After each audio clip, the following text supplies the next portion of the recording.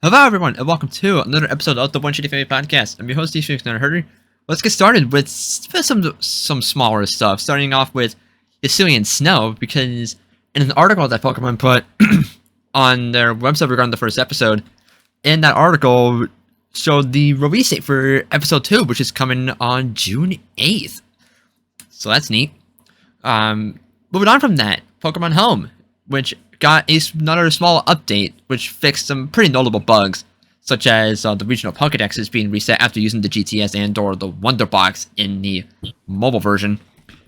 And apparently there was a pretty major bug that left some people to not even be able to use the service, and those that were affected got an extended 10 days on their premium plan, and those that were using the free version could get 10 free days of the premium plan to compensate for that.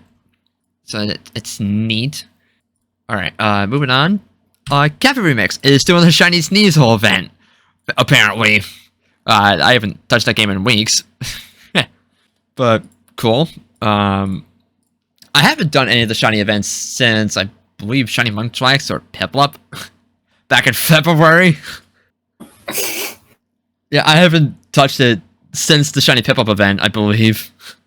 I haven't touched it at all. Yeah, I want to get back into that game at some point. It's still really fun, even I'm not a big puzzle game guy.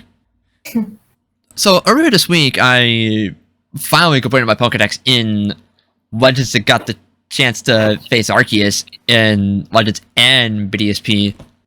I could never. I only managed to do it because Pokemon Home Support is available now. Right, yeah.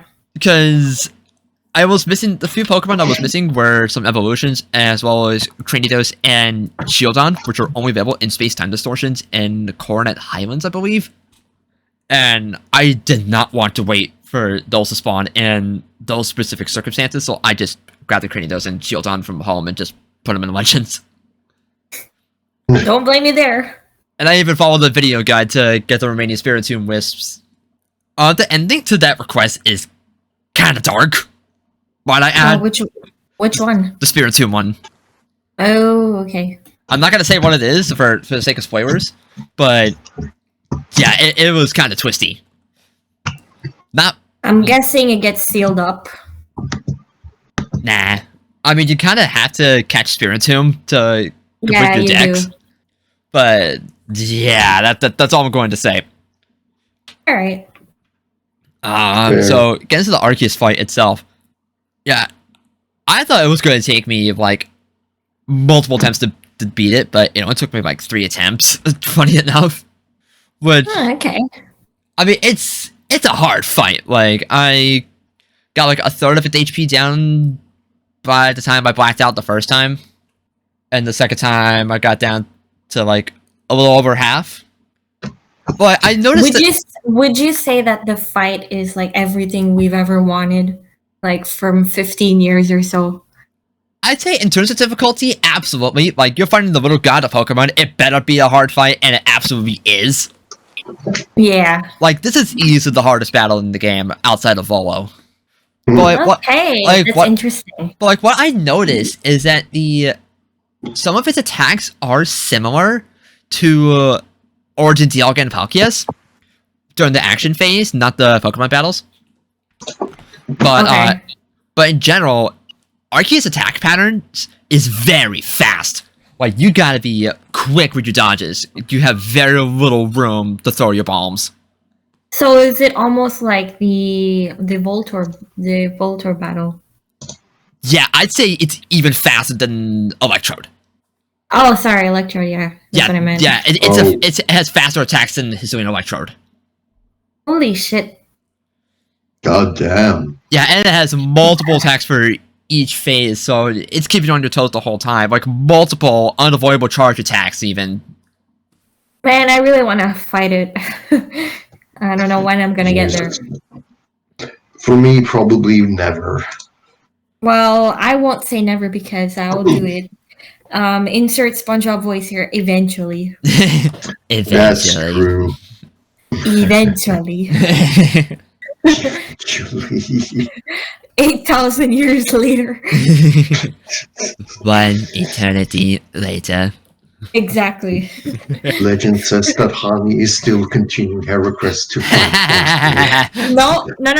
Legend says Honey is still not playing Snap. Legend says that they're still not playing Brilliant Diamond and Shining Pearl. Don't remind me. Okay, at least she actually played Brilliant Diamond. I did play it though. Yeah. Yeah, that's true. So she's excused for that. For at least one thing. Yeah, exactly. Listening to the lake theme all along.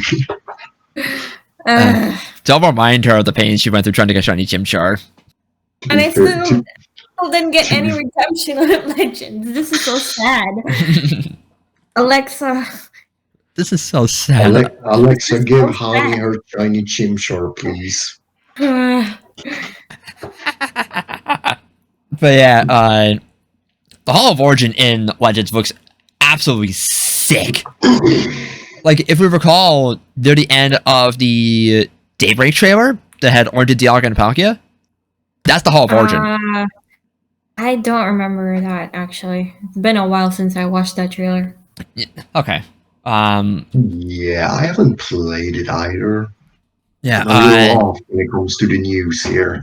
Yeah, I will say the Pokemon battle phase is really interesting because, first of all, it's fought at level 75 as opposed to level 80 in Diamond, Pearl, Platinum, and BDSP. But here's the kicker: Arceus can change type mid-battle. No way! It'll always change to the type that is super effective against your Pokemon. Okay, that's actually sick. Holy shit. It's unfair, but it's so fitting for God. Actually, that is really fitting. Yeah. Wait. Whenever it uses Judgment, right? It will be whatever type it changed to be super effective against your Pokemon. Okay. That is OP as shit.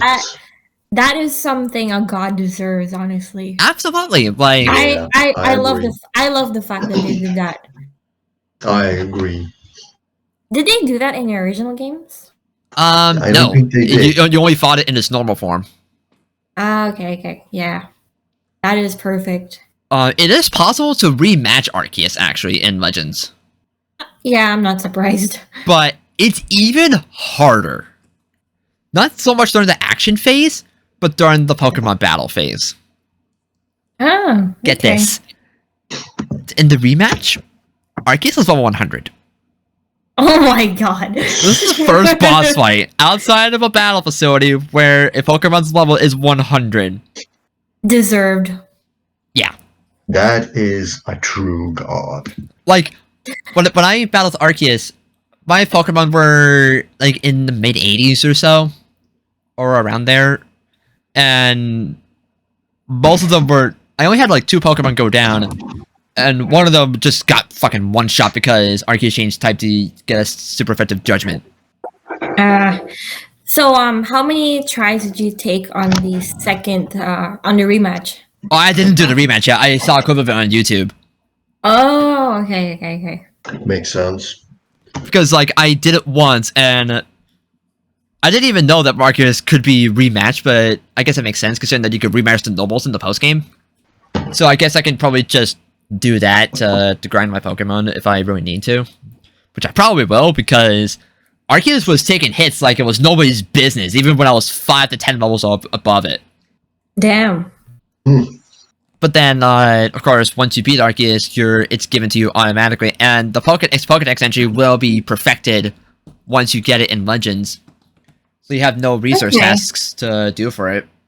So is there any story event that takes place after you beat Arceus? Or does the game, like, go straight to the end credits or something?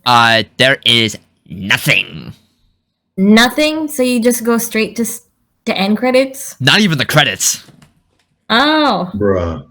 You are given... I thought there would be, like, a little scene where it's like, oh, hey, you did this. Congrats. Arceus... I know you don't go home or anything, but yeah. Yeah, Arceus does do a little monologue after you beat it and gives you an item that lets you change its type, but that's about it. Isn't it kind of sad that It's kind of Lucas, anticlimactic. like Lucas and Don are just stuck in Hisui forever now? Yeah, That's kind of Wow. sad to think about, actually, it is really sad. because Number one because crime from God. clearly the story is like, oh, Arceus called upon Lucas and Dawn to save the world from Vol, right? Yeah, But once that is over, we don't go home. It's yeah. like we're stuck here now. That is kind of dark, especially for a god like Arceus. Well, like, bro, we saved the world twice. Yeah. I did it once Yeah, in modern Sinnoh, and I did it again in ancient Sinnoh. So, like, yeah. can I go home now? Get the kid a break. Yeah, And Arceus, yeah. is like, no, we don't do time travel here. That went. It's like that. absolutely It's wrong. like that meme where it's like, so when do I get to go home? That's the neat part. That's You the don't. neat part. You don't. But I it's feel more accurate. bad for Lucas. It is I feel more, accurate. yeah, but I feel more bad for Lucas and Dawn now. Yeah, same. Because canonically now they're in Hisui rather than Sinnoh. Well, it is called Sinnoh now, but it's still like ancient Sinnoh, right? They're stuck in Hisui. Yeah, Yeah. they're stuck in ancient Sinnoh. That's the point. Yeah. But I yeah, just wish there was like some sort of ending where it's like, oh, where Arceus is like, hey, you completed the dex, thanks, and thanks for saving the world. You can go back home now. but instead, nope. but instead, it just joins along with you in Hisui, and that's about it. Bruh. So much for a god, right? How dare you do this to us? we can tame a god and have it obey us, but go back in time to like regulars, that's way too much effort. According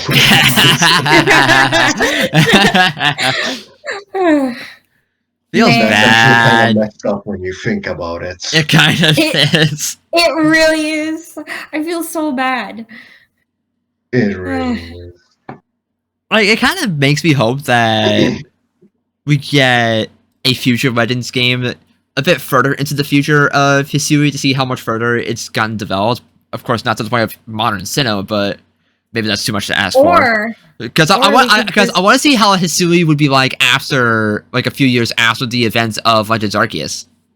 well, that would be cool. I don't think that's gonna happen. It's but, not going to happen because that's too much to ask for, and I feel like other Yeah. researchers deserve a Legend style game more than Sinnoh because hell, we got 2 sets of Sinnoh games in the span of 3 months.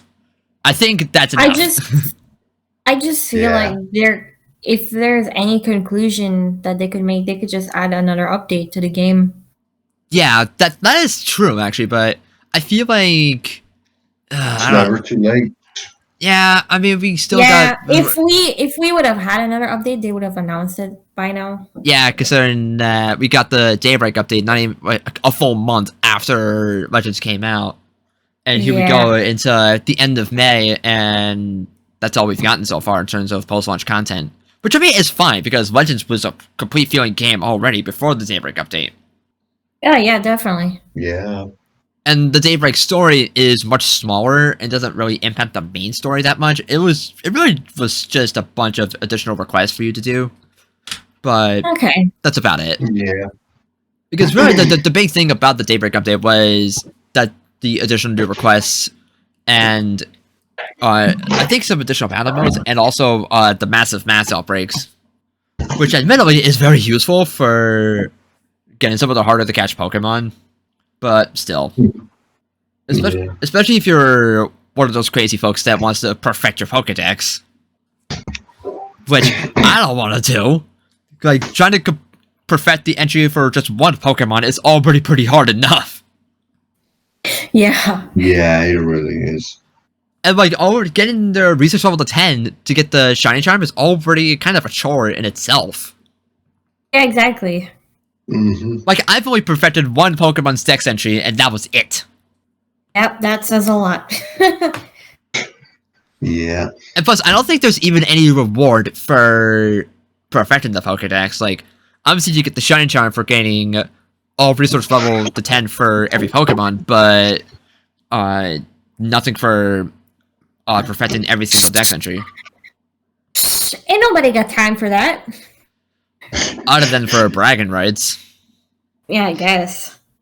Because I was watching a few YouTube videos about how long it would take to perfect the Pokedex, and I think I remember correctly, it was about around 25 to 30 hours or so.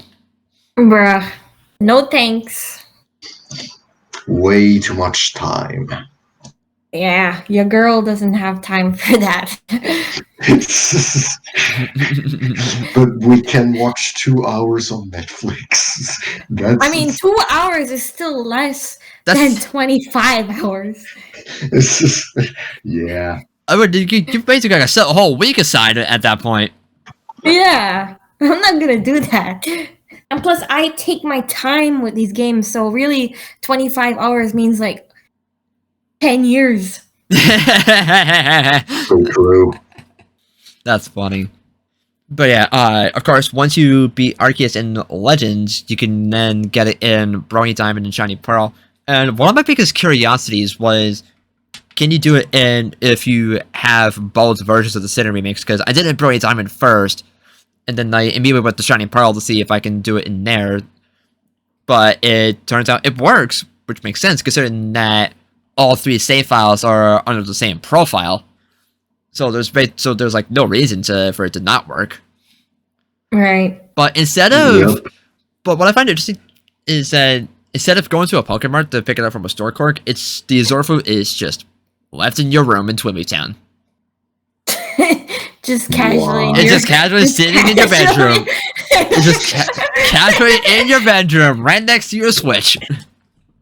That's hilarious. Like, I didn't even know. Like, Wow. I didn't even go to a Pokemart when I booted the Brilliant Diamond, because the last time I played Brilliant Diamond, I did the first League rematch. And so, last time I opened the game, I had just beat Cynthia. So when I opened the game, I was already in my room and saw that the Azorfu was right there. Imagine you're just Don or Lucas, and then you just go back to your house in Twin Leaf Town, and Johanna, your mom, is like, "Hey, there's a random flute in your room. You want to see what that's all about?" Something that doesn't even look like a flute, looks more like an ocarina. Yeah. It might be something special. Who knows? It might be related to God. Who knows at this point? Yeah, nothing Nothing no out of the biggie. ordinary here. No biggie, just a random Tuesday. Are you sure, Johanna? You didn't get it from some random stranger? No, absolutely not. Are you sure about that? Are you sure about that? Yes, I'm a bro. Come on, man. Oh, man. Do you have 3 Arceuses, basically? Yes, one. No, actually, I did not challenge Arceus in Shiny Pearl because in Brilliant Diamond Shiny Pearl, Arceus is level 80, and my Pokemon are around level 70, and I already know that I would freaking suffer. Because even when my Pokemon were in the mid-80s in Brilliant Diamond, it still took a few turns to weaken it. Plus, Arceus has fucking recovered in that battle! Yep. And I almost got it down to low health, but it used recover, so I had to spend even more turns to get it down. Okay, so question. Is the Arceus fight tougher in the BDSP games or Legends Arceus? Oh, Legends by a long shot. Okay. Because when you combine the action phase compared with the BS in the Pokemon battle, where Arceus can change its type, that definitely makes it harder. And it too has recover in that game. Okay, makes sense. And it can set itself up a Calm Mind. Bruh. Like, it's built to fucking destroy you. Holy shit. Man. That is a true god right there. Absolutely. And well deserved, too. Maybe after hearing all that, I won't fight Arceus. I'm just kidding. But the thing is, one of its attacks during the action phase is basically Judgment. Uh, And that's like one of the hardest attacks to dodge during the action phase. So like you gotta press Y at just the right moment, because if you press it too late, too early, that will leave you vulnerable. And okay. during some of its attacks, I did mess up on my button presses, and when I got tripped, I was down for like a good second or two, maybe even 3 seconds before I could start moving again. So like you have no time to stop or anything. You just gotta keep on Alright. moving. And you can't really distance yourself that far, because Arceus will teleport up to you and attack, just like how Origin, Dialga, and Palkia do. Yeah, makes sense. But I'd say the best course of action is to keep a little bit of distance, but not too far away, and just learn the attack patterns before you just carelessly start chucking bombs at it. Because I think one of the easiest attacks to avoid is well, like I said, some of its attacks are very similar to Origin, Dialga, and Palkia, but just an upgraded version. So like it's got the same Shockwave and Draco Meteor shenanigans and whatnot. But like, that the Shockwave attack and Draco Meteor are combined. So not only do you gotta avoid the Shockwave, but also you gotta avoid the Meteor, and it's automatically home done to you. Oh my god. And some of its unavoidable charge attacks, I only got to see one of them when I was fighting it, but apparently there's like more than one, which is absurd. Oh my god. That fight sounds brutal, actually. It is. Because there's multiple phases throughout the fight. Yeah, I can imagine. And the music during that fight gets even more twisted the further you go on. Oh my god, I can't wait. Like, it is actually... It's low-key terrifying. I mean, it is God. I know, but like, as you go further into the fight, it gets so twisted that it... I don't know, like, it's insane. Like, it's easily the best boss fight in the game, by far. And I already spoke pretty high praise of Origin, Dialga, and Palkia. Yeah. Mm-hmm. But like, Arceus, even better. And I was low-key hoping for it to be the best fight in the game, considering that its name is literally part of the freaking title of the game. Yeah, wow, I never knew that. Coincidence? So, I think not.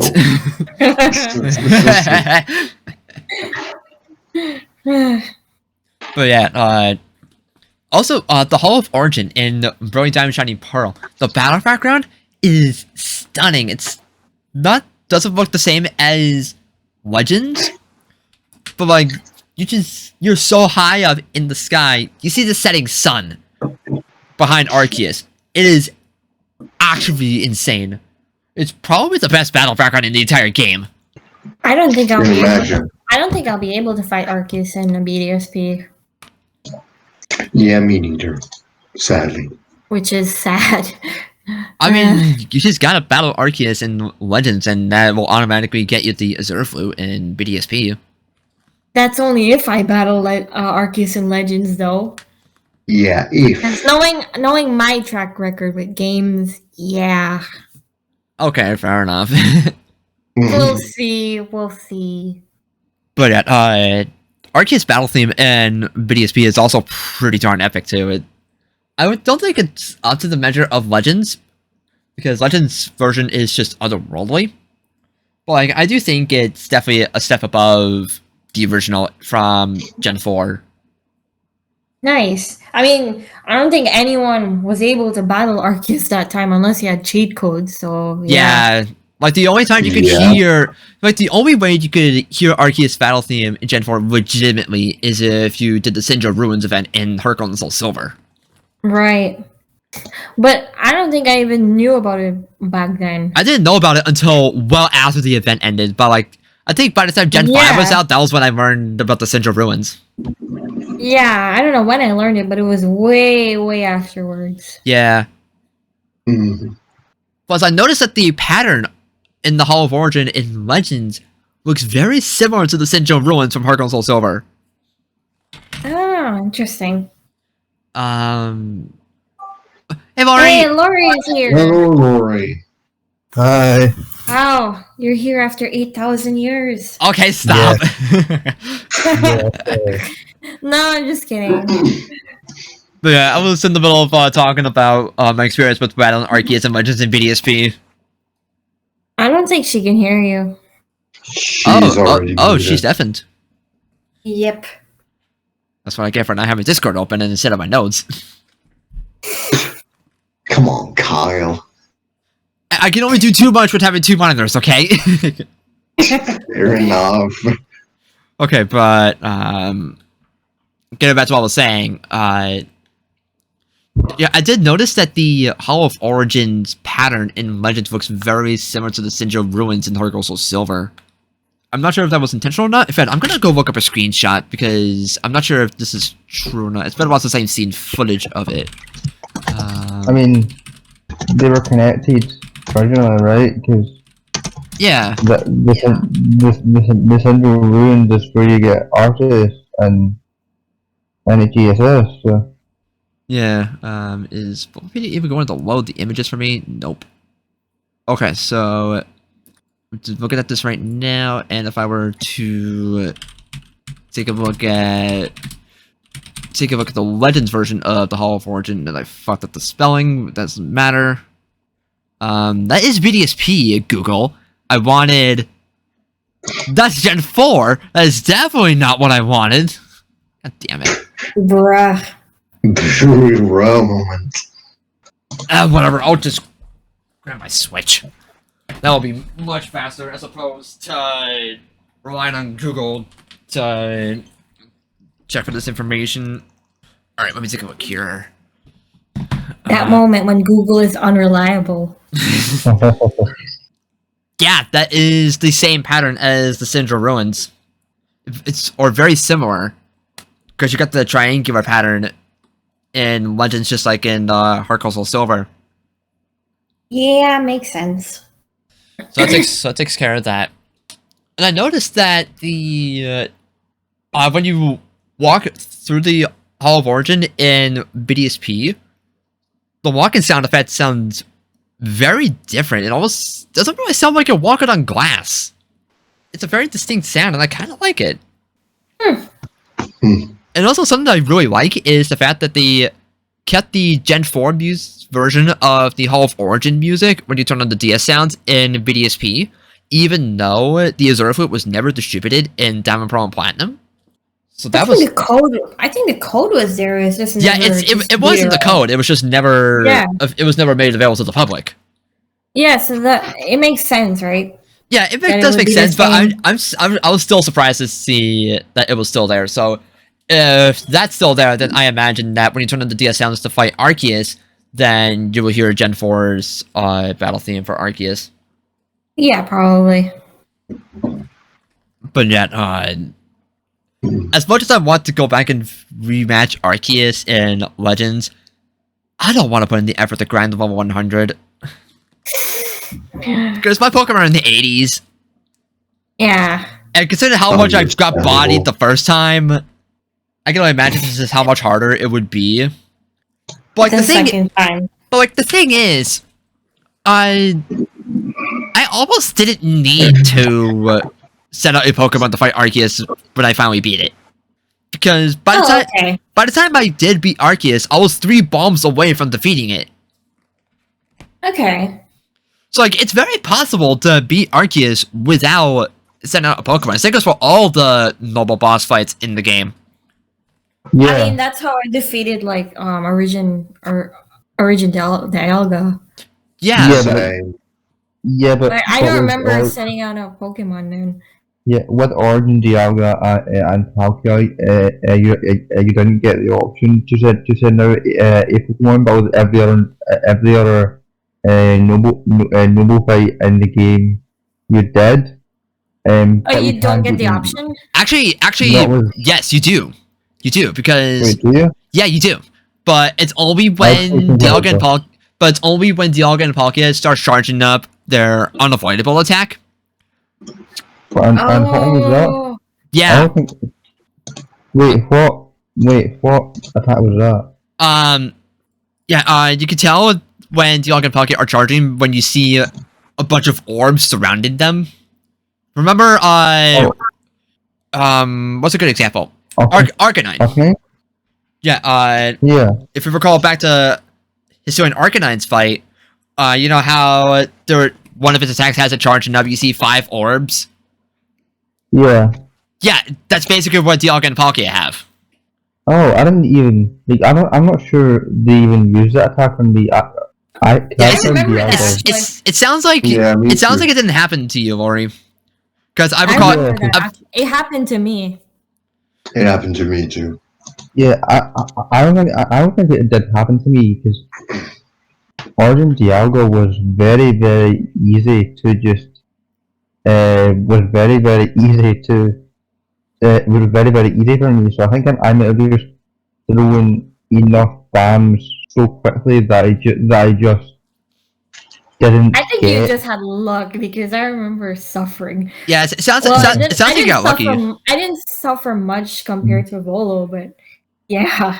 Yeah, same here. Yeah, true. Because the only way that you can avoid those kind of attacks is just by continuing throwing bombs, and you'll see the orbs disappearing. And once you get rid of all the bombs, that'll get them confused and leave them vulnerable, giving you the opportunity to send out your Pokemon to do battle. And Arceus, the son of a gun, has more than one of those kind of attacks when you fight it in Legends. Holy Bruh. shit! Nice. Like I am glad they made that fight tough. Honestly. Yeah, like if it didn't have a brutal fight, then it would be underwhelming. But like, it's definitely the hardest boss fight in the game, outside of Volo. Well, if it wasn't, you might as well call it Underwhelming Arceus and not Legends Arceus. Oh my god! Wow. Savage. I'm just saying the truth. I mean, you're not wrong though. Like for the freaking name of the game. Like, for a game that is hyping up Arceus as much as it did, it has to be a hard fight, and because, like I said, it's right in the title of the game, and also it's the god of Pokemon. Poor Lucas and Dondo again. Yeah. Yeah. We already said that. We already talked about that. Though. I know. I still feel bad though. Yeah. And apparently, I don't remember if this was the case after you rematched the Nobles as well, but in the clip of the rematch of Arceus I saw on YouTube, after you beat it, you get a final score at the end. Oh. But of course, that's with the harder rematch where Arceus is 100. But still, Arceus, I don't want to score. I want to go home. Yep. But yeah, I think that's all I could really talk about with my experience with Arceus. Like, boss fight Legends, fantastic. The BDSP fight was a little annoying, but I didn't need to resort to timer balls or anything, so good on that. Nice. Mm. Alright. So have we talked about this one yet? Or? We have No, not. We haven't yet. Oh. Alright, because I was like late. Because I was late because I was watching something else and then watched the episode. Oh yeah, we Sam. watched it together. Yeah, Honey, Sam, and I watched it before we started recording the episode. Yeah, that was this entire time we've been talking about EDSP and Legends. Yeah. Oh, okay, yeah, because I was watching the first episode of the new season of Stranger Things. So I was just Oh, dope. Nice. Yeah, so I was watching that, and then like during while I was watching that, you started watching the episode, and I was like, oh, I guess I'll just watch it afterwards. Then I'm gonna be even later than I thought. But yeah, so I want to talk. In fact, do we want to move on to today's Gen episode, or Okay. Or because Or what? because I wanted to get to some quick Scarlet and Violet speculation here, because there wasn't I noticed for a few days now, and I saw a couple of other people pointed out on Twitter, but recently Pokemon's been sharing some clips of the anime that are focused on the evolutions, and Yeah. Mhm. so could we think this could hint to possibly new evolution for Scarlet and Violet? Probably not. I'm not getting my hopes up for it, but I kind of doubt it, It's to be probably honest. just because the evolutions are marketable. yeah, that too. That's very possible. Maybe it is. And if it is, cool. I wouldn't really mind if they added a new Eevee, just because Eevees are cute. I like Me them. neither. Yeah, I would love for a new evolution. Like, if we do get one for Scarlet and Violet, that's going on my team regardless of what type it becomes. Yeah. If I there just- was a Honestly, new, too. if there was a new evolution coming, then Chloe's Eevee could potentially evolve into that. But I still don't know what's gonna happen with her Eevee. Yeah. Oh yeah. Good point. Oh yeah. That actually tied into something that I was thinking. That I was thinking about the episode, but I'll just leave that until the actual discussion about the episode. Okay. Yeah, I have a thought about that too, actually. Okay. Well, yeah, we'll definitely get to today's Jan episode in a minute or two, because I just want to make some guesses on what could this new evolution be if we are actually getting one. I'm just gonna assume it's nothing. But let's just imagine. Let's just imagine. Watch it be sound tight. Oh no! New type. What will it Cosmic be? typing. What will it be called?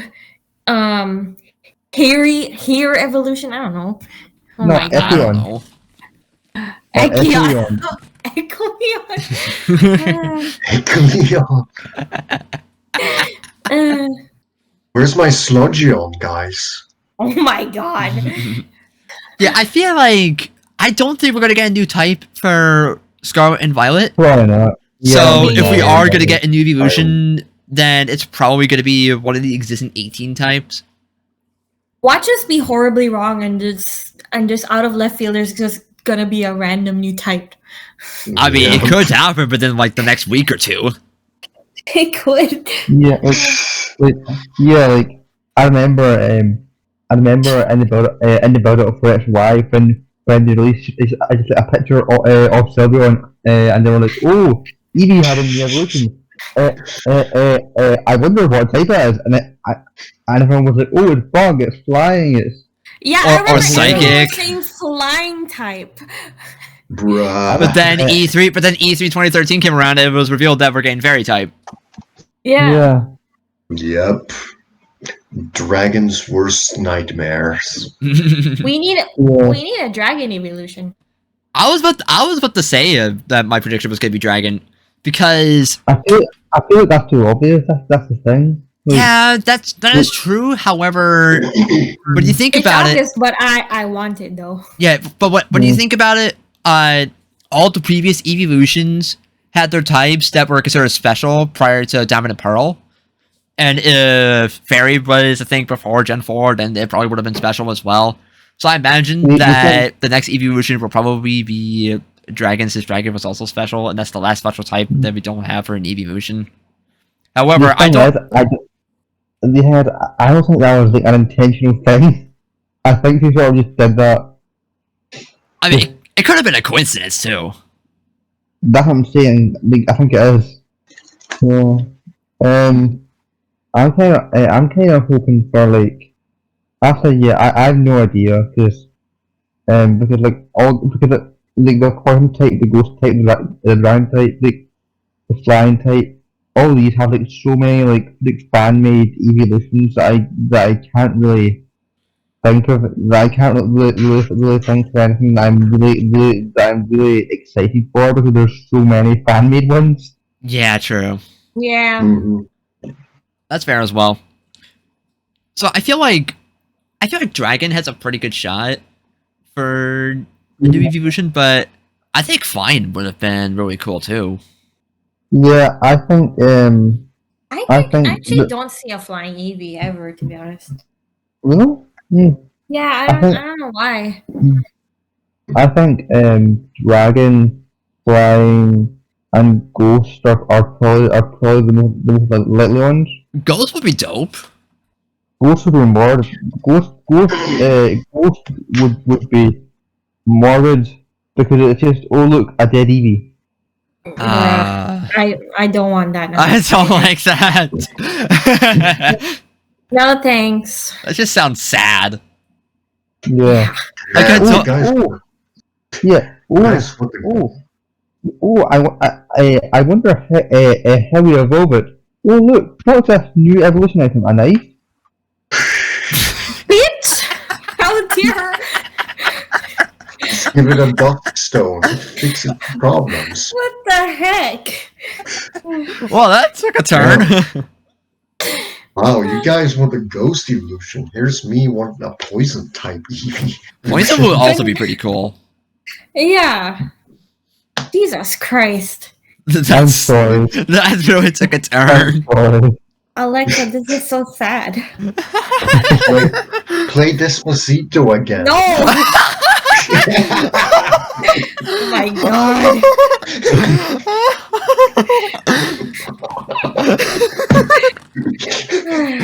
I hate you.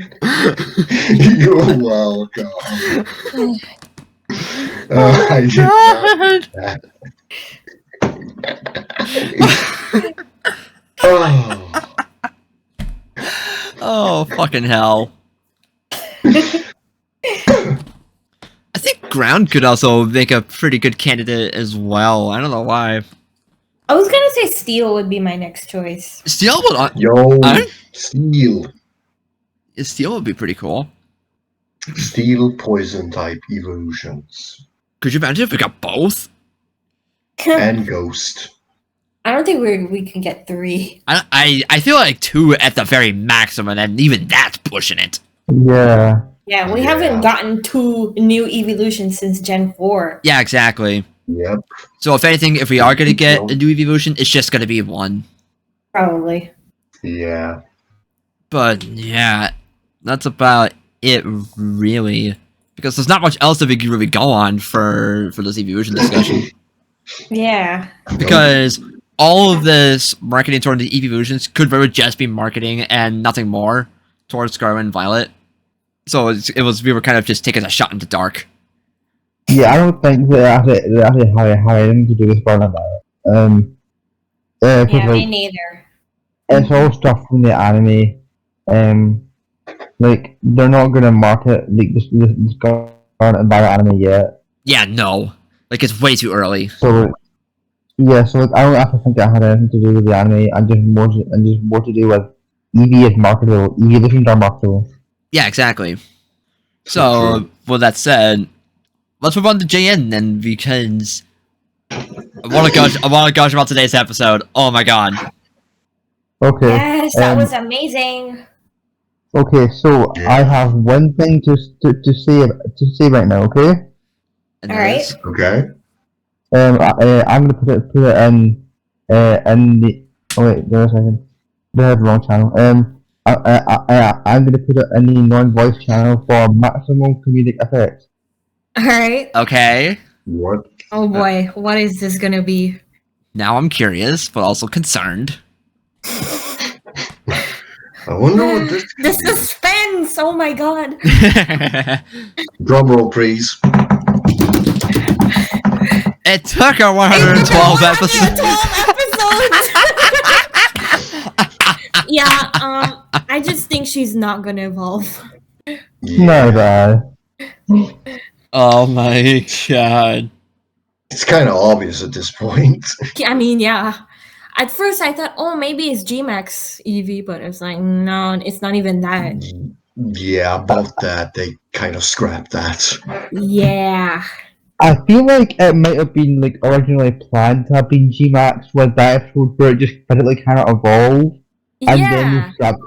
then they just scrapped that for some reason. I know. Oh, hey, just like Japper not joining Chloe. What happened to that? Yeah, that was. Yeah, I hate how she never got Yamper. Yeah, Anyway. about that. Yeah, Yamper is Yamper, adorable. Ponyta.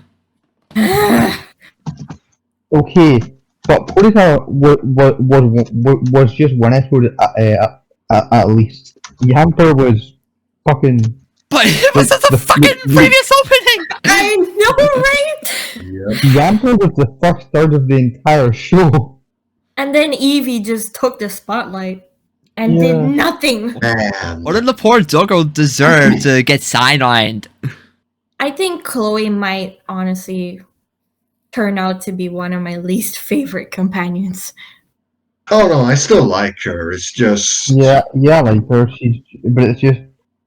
I like her, but she doesn't serve any purpose, really. Not really. yeah. Ever Like- since the evolution plotline came, she's just whatever, I guess. They gotta do something with her now that she's met all Like- the evolutions. Like, I just feel like the writers just don't know what to do with her. Yeah. Or there very well Yeah. could be something that we just don't know yet. Maybe. Yeah, but That's why I- I'm gonna I- wait until I want to be pleasantly surprised. they could do something at the end. Who knows? Yeah, that's what I'm guarantee saying. You, yeah, if there is any surprise, it will just be, oh look, new Eevee, and that's how we're doing the transition to Scarlet and Violet. No. It'll just be, oh look, I decided not to evolve my Eevee. That was- Yay! No, but that would Oh, That would be a shut bigger up. kick in the face than a new evolution. It would No. actually. no, but that wouldn't be a surprise. That's the thing. Yeah, Yeah. that too. That too. Like, if she does, if she does decide not to evolve Eevee, it will have taken her an entire series to figure out what Mikey from the Eevee episode in OS figured out in one episode. Ugh. My God. Chloe just feels completely useless in Journeys. I'm so sorry. Wow. Yeah, I have high hopes for her. I still think she has potential, but yeah. I mean, there's still a few months left to give her something. Yeah, but like- that's the thing, right? The few months that we It's have only like left months. is gonna be spent. But that's gonna be With the compiled Masters to it's gonna be compiled to PWC and Project Muse stuff. yeah, And which she's Chloe still- isn't even involved in. Again. Chloe, Oh, Chloe is going to spend as much time figuring out her goal than Brock did in figuring out he wanted to be a doctor in DC. Oh my god. wow. And by that I mean like one episode. Bruh.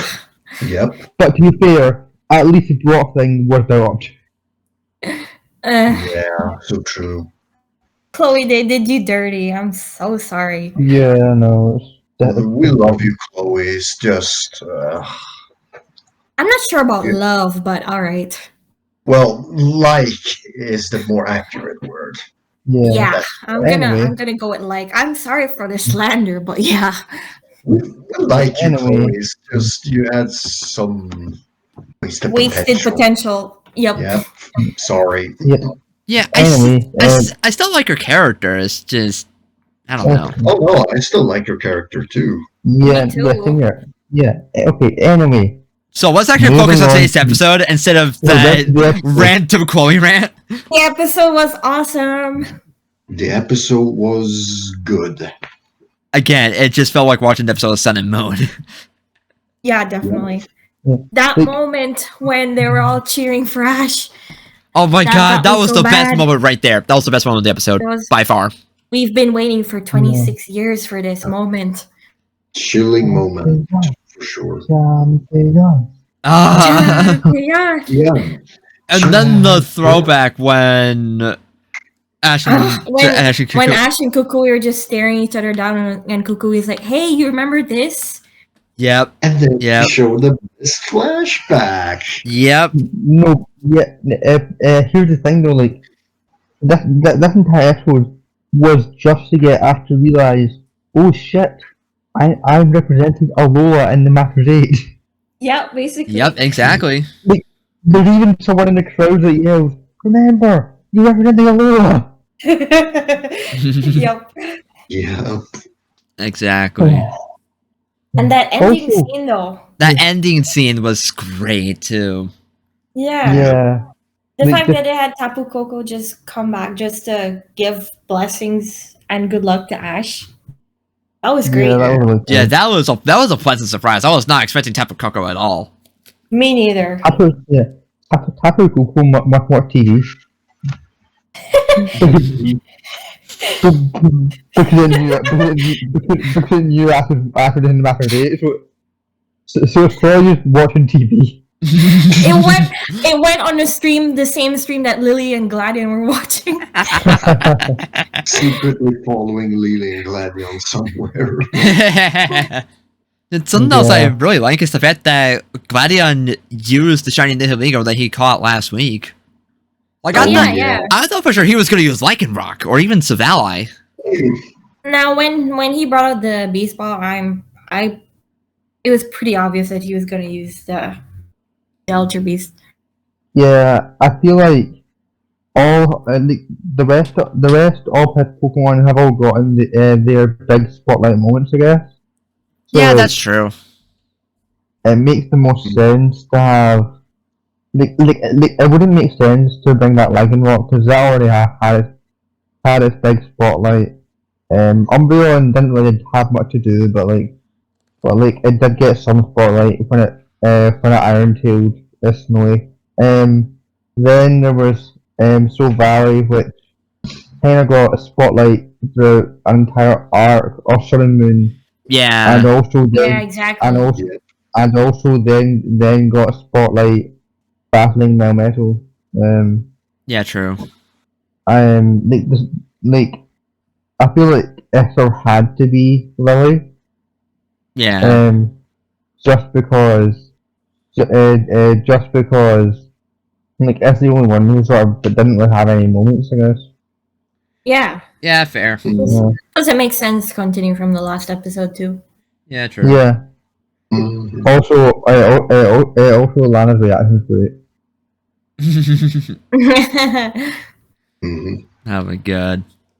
And also, I recall when an earlier trailer came out that showed the scene of the party in Alola, and I think I recall saying that it could be for welcoming Lily home.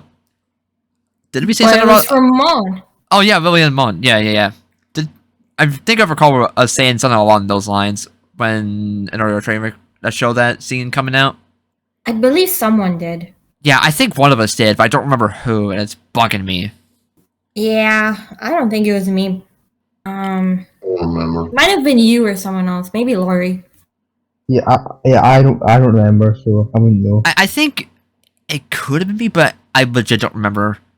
But I do recall one of us saying something along those lines a few weeks or months back. Yeah, Mm. I feel like before, we knew we were getting Lily, Lily and Moon back, or before we knew we were getting the conclusion to the Moon thing. I thought it would be just a party for us getting to Matter Day. Yeah, same actually. Yeah. Mhm. That's what I thought. Yeah, But this is even better, honestly. yeah. Also, the idea of just everybody watching I should match with right Yeah. Even Hal was there. Yeah. Like I was so surprised to see how many cameos we got in this episode alone. Like we saw Hal, Yeah. we saw all Team Skull. Yeah. Yeah. Like I want scenes like that for the Masters Day. I want all of Ash's friends to watch Ash versus Leon. Yep. Yeah. I want even if that is the only Misty we get in the entirety of GA. And Yes, it's I'll Misty. take it. I'll take it. Yeah. Also, May they could also May Matt. We don't need We don't need their but- voices. we don't need voice their lines. voices. Yeah. You can just draw them in and that'll be fine. Yeah, like Exactly. just have May, Max, Norman, and Caroline in one shot. There you go. Yep. Yeah. Exactly. Just draw everyone. Like none of them need to have like voice acting, and I just want all of them to be in the stadium, or at least watching from TV. Definitely. Yeah, same here. Yeah, listen, guys, I'm gonna head to bed now. I'm sorry to interrupt this early. Oh, that's okay. It's okay, no Sam. worries. Sleep is important after all. Absolutely. Yeah. Yeah, but before I go, Oh remember no. last May. It's Pokemon Emerald! Yep. But yeah, that's just where I stopped today. The episode was freaking awesome. I loved it. Yeah, it was epic. Nice. But that's where I stop for now. Good night, guys. All right, good night, Sam. Good night. Good night, Good night, Sam. everyone. Right. And then number 3. And then number 3. Damn it! Bruh. We said at the same time. Okay, well, moving on then. Just Okay, I think we discussed everything with the episode, right? I believe so. Like the music in this episode was, again, straight out of Sun and Moon. Like when they were introducing the Ash into Battle Royale, they should have used Battle at the Summit. Yep, that was amazing. But the best moment was definitely like when everyone is cheering him on. That gave Yeah, me chills. that's like one of the best moments in the anime. Period. Like it Yeah. just, like that one And just shows. You know what? That scene kind of reminded me of when Ash won against Gladion, and Oh, then yeah. they were cheering for him, and Ash had the exact same expression. He was like, "Did I win?" Yeah, he was just He was just stunned. he was stunned. He just paused and didn't really react until like way Yeah. later. It was almost like the exact same reaction Ash had when he first won the Alola League. So that Yeah. was cool.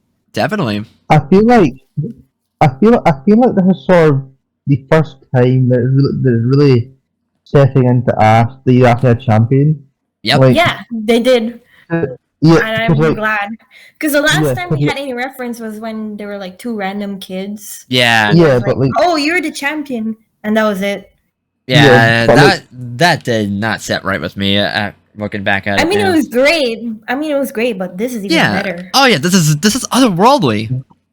Yeah, this Yeah. is what we no, deserve. but what I mean is that after he won, everyone called him champion, but Ash didn't really react. He was happy and he smiled definitely, but like I don't think it quite really set into him the whole about the whole he knew that other people considered himself a champion.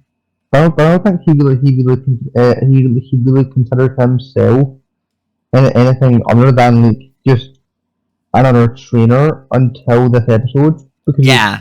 because he didn't, Probably.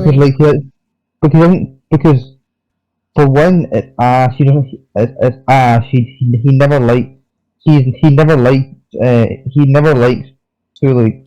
It's Ash. He's humble. He doesn't like it when people bring up whoever victories, I guess, right? So like, Well, he used to when he was like a little bit arrogant, I guess. Yeah. no, but yeah, But this is what and Dash West- you're talking about now. yeah, I'd say DP onward Ash is very Yeah. humble and doesn't particularly he wouldn't he wouldn't particularly like it if someone was like, oh shit, you're oh shit, you won the Orange League? That's awesome. I feel like Ash would probably deeply uncomfortable with other people parading her own achievements around. But with this, it's sort of I think the best example of that is actually in GN when those 2 kids who came up to him and were like, oh, you're the champion.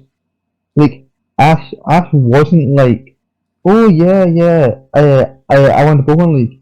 He was like, oh yeah, he was like, oh yeah, I guess I won this tournament a while ago. I just remember that scene when when the kids were like, "Oh, you're champion," and Go is sitting there like, "Hey, why didn't you tell me?" And then Ash was like, "Oh, I forgot." Yeah, I don't think Akashi did forget. I think he sort of just. It's not something. It's not something they like to. It's not something that he brings up constantly, really. Yeah, it's not something they like to broadcast because Yeah. because he doesn't like himself, or because he doesn't want other people to think he's like more special or better than us, right? Yeah. Yeah.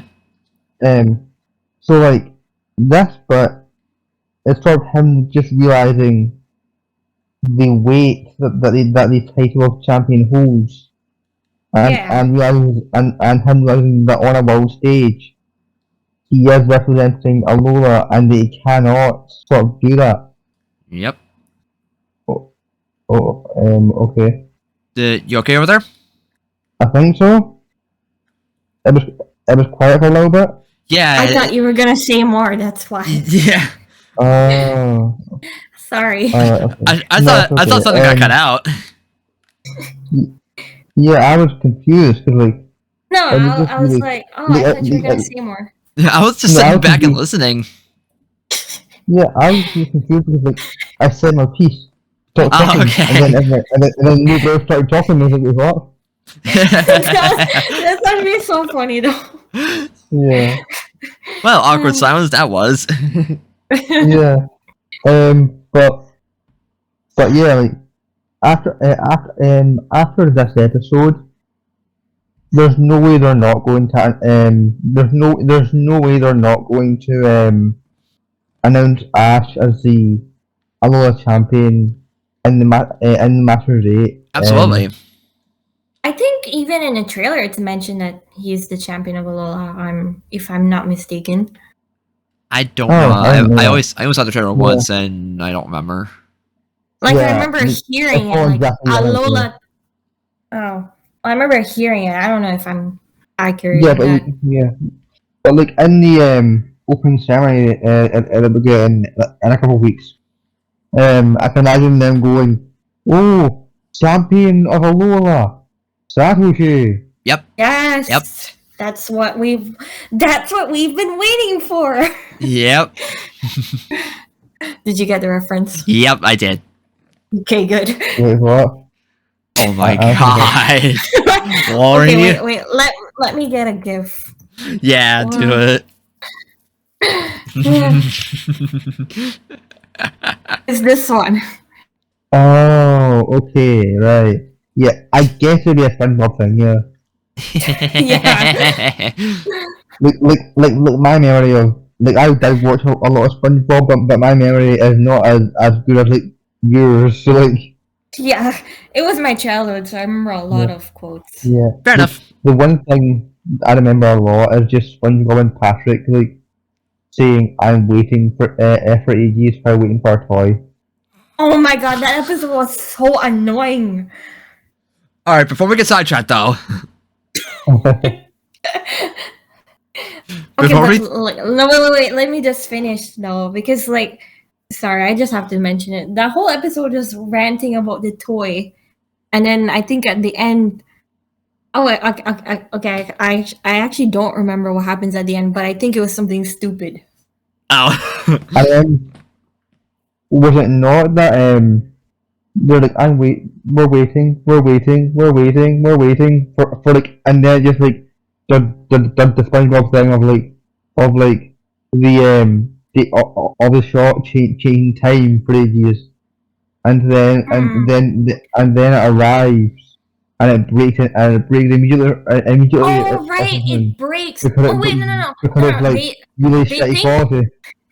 They think the toy breaks, and then they start crying. Right? They start crying for like 3 minutes. I think Oh my that's when I started. God. That's when I started to get really annoyed. Right? And then I think Squidward comes in, and he's like, "It's not broken, guys. You're just dumb." Yeah, and I think that's literally how it ends. All right. Yeah, I was not a fan of that. Okay, getting back on track though. Getting back on track though. Getting back on track though. All right. Alright, so now that we actually mentioned that trailer, we might as well get to that. Yeah, let's get to the trailer. Because yeah. first of all, fucking Hop is finally coming to the anime. My son. Only son took is them here. 3 freaking years. It should have been way sooner, but hey, at least he's Whatever. here At now. least he's actually here finally. Oh my god, sorry. This is something, this is going back to the episode, I'm really sorry. I'm very glad, very glad Pop is here. But, I just realized something. What? Okay? What? That scene where Ash goes to use the demon, right? He puts his hat down, right? Smiles, and then throws it in the air, right? Yeah, that's We all end- freaking thought Ash. What is that? We all freaking thought Ash was gonna be depressed. Yeah, we all thought he was gonna be feeling down, but instead it was just. Oh my god.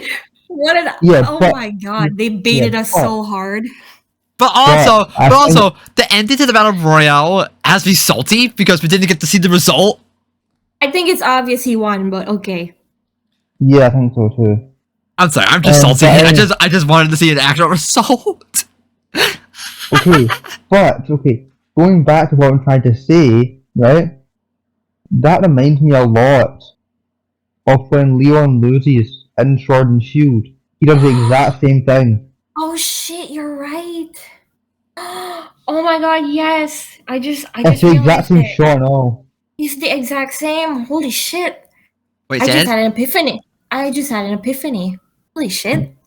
Say it again? I mean, Do you know Right. that scene at the end where you beat Leon, right? Yeah. There's that scene. What? Wait, What? what'd you say? But you were cutting off. What were you saying? Oh, sorry. Do you know that scene at the when you battle Leon, right, and you beat him, Yeah. right?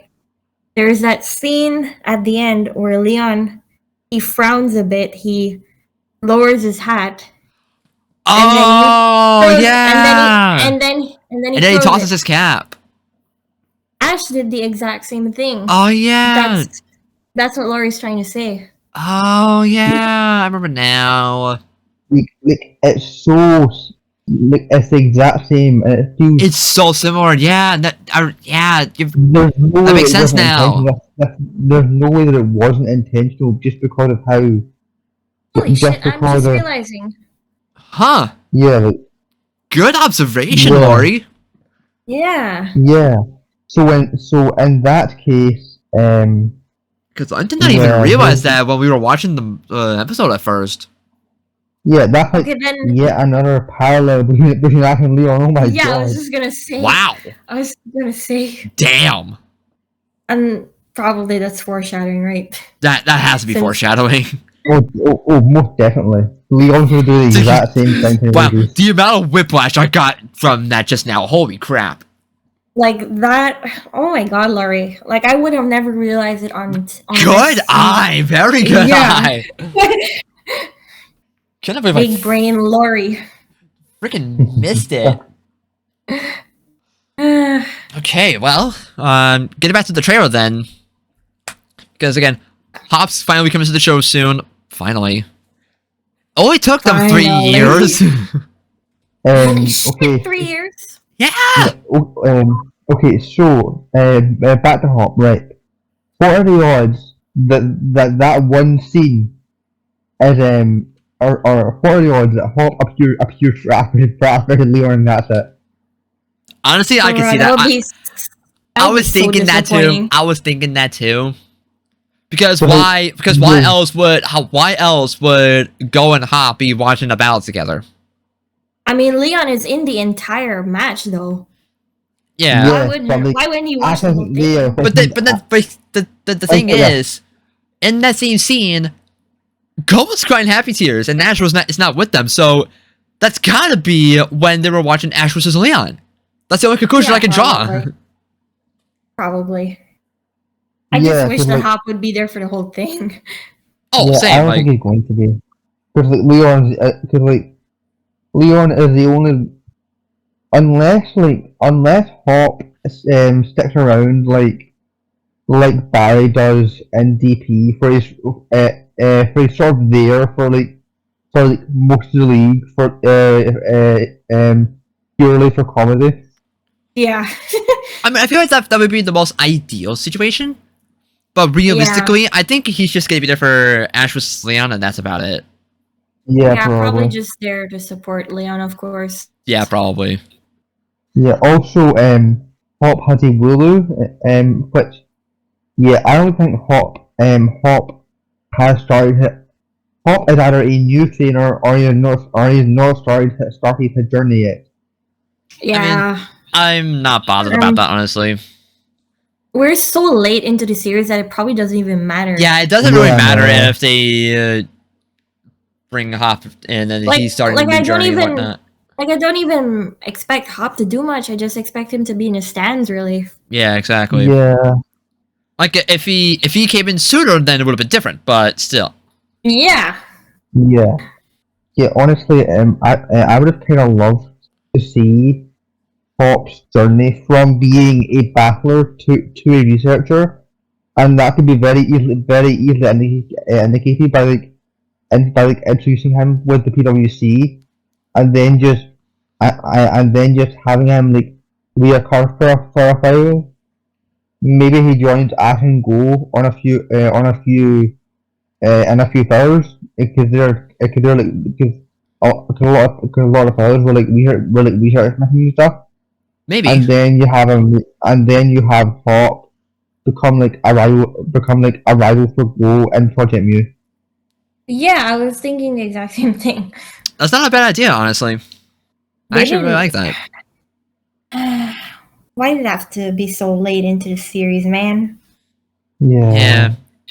But Also, in other news, Tracy. Rip Bead! Tracy is here, finally! Also, that shot, though, of Tracy, that is at the lab, right? Yep, that is. Because we see Professor So- Rogue, Delia, and some of Ash's Pokemon. Yep. Yeah, So I I'm think they're watching guessing that. I'm guessing I- they're watching Ash versus Paul. Yeah, people are saying that, but I don't think it's Ash versus Paul. it's a trailer. Yeah, neither do I, because it's a trailer for the Masters 8. So I think they're watching one of the Masters 8 matches. Probably Leon. Yeah, but if you look at the background, there's a house behind that looks similar to Oak's lab, really. Hang on, let me go back to the 'Cause trailer that here. background did not look like a stadium. Hang on, let me go back Yeah, and find the yeah, trailer. but that's the thing. I don't think it's at a stadium. I think they're watching it from Oak's lab. Oh, that's what you mean. Let me check Yeah, here. look, they're probably watching on TV. Let's see. Delia didn't come to any of his leagues, to any of our his leagues until Alola. She also watched it in Johto, though. Yeah, What? Didn't she watch his league in Johto, like in person? yeah, she did. I Did she? think I remember. Yeah, Yeah. she did with Professor Oak. Yeah. Alright. I mean, it's very possible that they could be watching on TV, but I would personally prefer she just went there because, like, it's an important match. How can your mother just stay home? I think Yeah. they're gonna be watching some of his Masterclass battles on TV, but they're gonna want to go watch the finals in person when he battles Leon. That would be ideal. Yeah, I think it's funny how serious Tracy looks. Delia's worried. Oak's just gone normal Oak expression, and then there's Tracy who looks fucking mad. Oh my god, you're right. Okay, but please, I just want Ash to use his old Pokemon, please. They're right Yeah. there in a shot. I Like want Infernape, Charizard, and Crocodile right there. I'm not expecting that, honestly. yeah, I'm not expecting that. I want to I want Like- to, man. I mean, it would be Like- awesome, but Yeah, I just like- don't see it. yeah. Like, with Paul being at Oak's lab, there's no way he'd not using Infernape there. But in terms of the Masters 8 themselves, I kind of think he's just going to use his name ones. Even though I do want him to use Charizard for Leon or for Lance and Infernape for Cynthia. Yeah, same here. You know why it would be perfect if like Ash decided to use his old mons right after he battles Paul again? Because Well, that's the last time Ash used his old mons was in the Sinnoh League. What if that's a lesson Paul's there to teach him? Why the fuck I are you hope keeping so, them that's- on? Oh, that's a good point, actually. That's what everyone's saying, and I want it. Will it happen though? Is the question. Yeah, Yeah.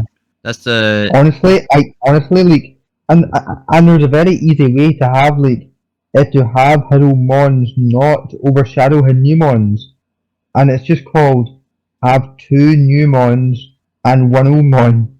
So they're probably V3s. Yeah. Also, someone mentioned this. I forget who.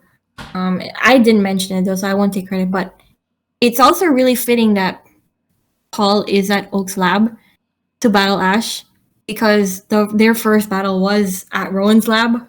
If you remember. Oh, yeah. Yeah. I think I know. Was it someone's tweet on Twitter? Yes, but I can't remember who. Yeah, I remember seeing something on I remember seeing a tweet that contained something along those lines. I don't remember who Yeah. tweeted it though. Me neither. But it would be even more fitting if that battle ended in a tie, which is also what happened in their first battle. Honestly, I think that's a very likely outcome. I think that is a likely outcome. Yeah. It would make sense, honestly. Like they're both Yeah. pretty much equals in my eyes at least. Yeah. Even though he's not in the Paul should be Masters yet, there. but yeah. All should have been in the matter over a line. Anyway, moving on. Okay, but since he is in Kanto, that just gives me more hope Oh, that's about, what. about being Yeah. a frontier brain, Yeah. but I don't know if they're gonna do it. If Paul in Kanto, I think he'd probably doing the Battle Frontier rather than being a brain. But Yeah. yeah, like Honestly, because, that would make sense since he's not in the Masters 8, really. yeah, I kind of think it would make sense even in terms of just maybe it took him a file to beat Brandon because it's Brandon, and Yeah. then you just have him go, oh yeah, for some reason Brandon's still part of the Kanto Battle Frontier, so I'm just back in Kanto. What if Paul wanted to battle Ash because he remembered that he beat Brandon, so he's jealous. And it was like, oh my gosh, you beat it. I remember that. Yep. Yeah. Like Reggie's like, oh shit, good job, Ash. And Paul's like, what the fuck? What? You beat it? You beat it. Like it's so funny when you actually think about it because like Paul has been dreaming about this his entire life, and then in his mind, like this dumbass trainer just beat Brandon out of nowhere. Yeah. Like the genuine surprise from Paul in that moment was hilarious. It was Yeah. so hilarious. And it's that moment when you realize, or it's sort of that moment when you remember, oh right, if Ash used Starter, Bulbasaur, and Squirtle against Paul would be destroyed. Yeah. Paul has the potential to meet his other Mons, really. That too. I think he has That too. I feel like there's no way he's not going to. Like, I mean, the thing is, like, because Oak calls Ash to his lab, and then Ash meets Paul there. So if it was either a coincidence like Gary, or it's just actually even Gary wasn't a coincidence because Oak called them there for Project Mew, but he presumably learned about because Gary was doing it. This is how it's gonna happen. Paul is just gonna be watching from behind a bush or something, like he always does. Or watching from the top of a building. Yes. Oh my god. Just watch. The next episode ends with like Ash being called to Oak's lab, and then Paul's there and then Paul's just as just like uh, uh, yeah, and then Paul is just there with that same evil-looking dumbass face that he had at the end of BPS Road 2.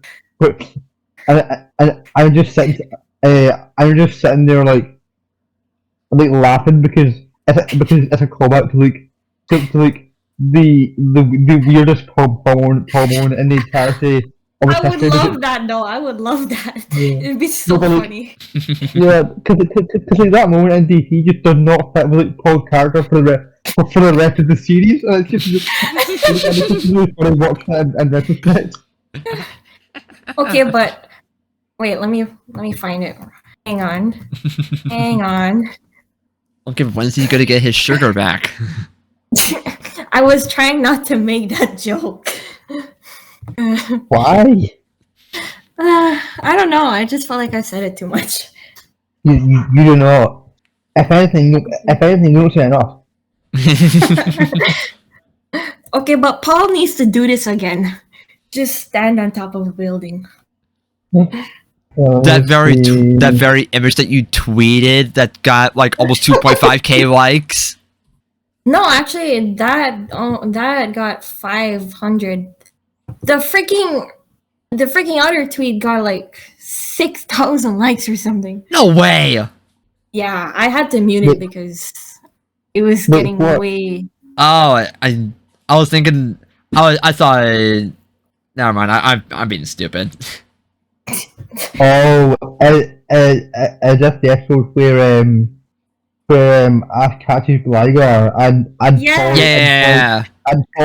Paul was chasing that one Glasgow for the entire episode. Yes. Yeah. There's just this random scene of like all the Glagars they're eating on the truck, and then it just goes right to Paul just staring down there.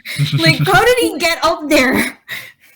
Yeah, and it's like and it's like the same thing happens in the episode where Twig evolved, right? Because it's like Ash is training, and then you just have Yeah. like Paul like, standing, and then the theme music starts, and then afterwards, and then afterwards you're just like, oh, he's just there oh, he's just there so that Team Rocket can like groom it for Terra. Oh my god. Okay, but that is also funny because like I would imagine Paul would be the type to recognize Team Rocket, but apparently not. No, only Harley gets that honor. Yeah, like even Paul's a dumbass. Yep. To be honest, even if Paul did recognize Team Rocket, he would not care. He would Yeah, not he give a wouldn't. flying He fuck. would He would not give a shit. He'd just be like, it's those guys who instructed in my battle with that ones. Yeah. Right. Okay. It'd be more like, oh, it's you, pathetic trio. Electivire, use Thunder Punch. Much like how he interrupted their motto to let Chimchar use Ember on their balloon. Yes, exactly. Ember. And Paul did not give a flying shit. nope, he did not. He's had enough of Team Rocket's bullshit before he even got to know them. Gosh, I'm so excited for this episode. It's a few more weeks. Oh my. Just 2 more weeks, actually. Oh shit, you're right. Yeah, because next week is Project Mu, which admittedly I am a bit worried about the episode, just because if it's about Bo and Gary catching Regieleki and Regidrago, and yet A, we don't see either of them in the preview, and B, the episode from what I've seen, most of its screen time is going to be spent with Go and Gary battling against that Lifeheart trainer with the awesome design, who I'm glad is coming back, and the other guy. Yeah. Yeah, I haven't watched a Project Mu episode in so long. I haven't even seen the last one. That one was really good. That was probably the best Project Mew episode, honestly. Yeah, I think Yeah, so. I haven't seen some Yeah, like the last I one. can't remember the last one I saw actually. Yeah, damn it. Hell, it was probably the Moltres episode.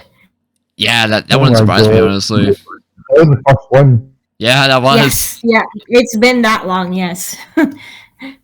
Yeah, I haven't seen most Yeah. of the Project Mew episodes either. Yeah. Anyway, I am very glad that she is coming back just because look at the design. Look at how cool she is. Yeah, she's awesome. She looks cool. Yes. And yeah, like and also she's life art and I love life art, so yeah. Nice. She's Bit awesome. biased there. Perhaps. Perhaps. There's no denying that this character really is awesome, though. Yeah, like Is Tokyo gonna be in the episode again or not? he was in the last one, so, and this one had Gary and Go teaming up, so no. Okay, well, honestly, like I like Gary, so that's fine. Yeah, I'm excited about Gary Yeah. again. I'm glad that Gary is like a recurring character for Go. Really. Yeah, same. Yeah, he like goes biggest rival, I guess. It's like Yeah, I Go think only that has- was Definitely. meant to be. It was meant to be that Yeah. way. I think. It definitely gave off those Yeah. vibes. Yeah, definitely. Because like Journey's Gary is a blend between of OS Gary and DP Gary. and DP Gary. I'd say yeah. Plus, you kind of get that vibes from like Gary and Go. Like, I feel like they want to kind of somehow replicate like Ash and Gary when they first started interacting in OS. I don't think they want to replicate that because they've already strayed away from that. I think. Yeah, but Yeah. it kind of feels that way sometimes. I think it's more. That is just what Gary does, but when he doesn't really respect someone, Yeah. and like Okay, but like Gary is just giving tough love, really. yeah, because in the multiverse episode they were even like after even like Oh yeah, I did see a he- scene of that, and I was like, oh my gosh, I ship. no, but like in the multiverse episode after it's like oh yeah he was like dude, Oh yeah, this is they- what he did to me. yeah. Like after don't worry about it. Yeah, after just like don't worry about it. Go used to do it to me too, but like Go is clearly like way more like emotionally hurt by it than Ash was. Yeah. You're like, Go hates Gary so much. It's funny. Yeah. It's funny. It's really hilarious. But I ship it. yeah. I don't know. I don't, but like I no, but, ship I ship like any characters these days. It's funny. that is what I like to call the fandom Twitter effect because it happens with any fandom and any Twitter.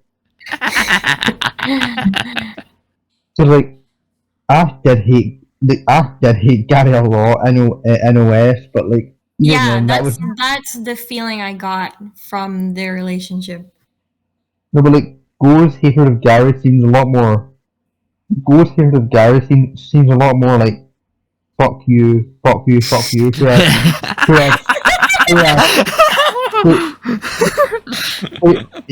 Whereas Ash's hatred of Gary was more like, oh, Gary, fuck you, I guess. I'm gonna beat you someday.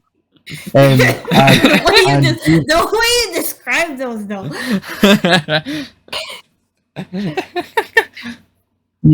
Yeah. Like, and then the Johto League happened.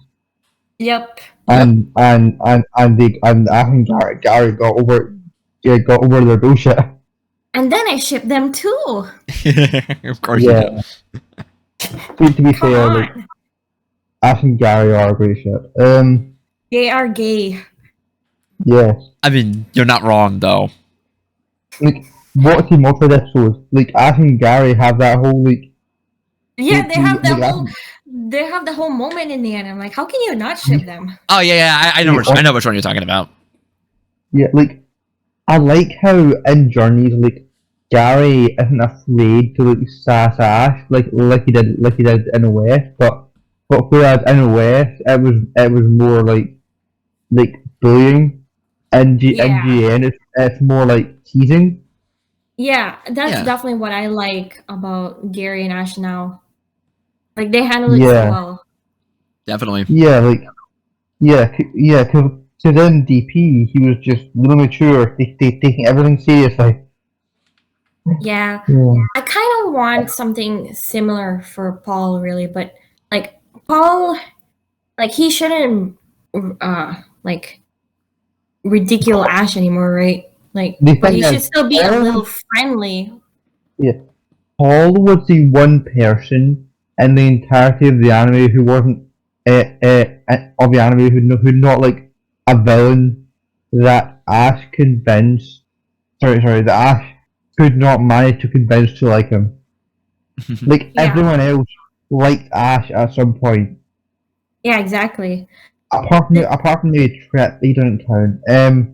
Yeah, The we thing all is, talk about him.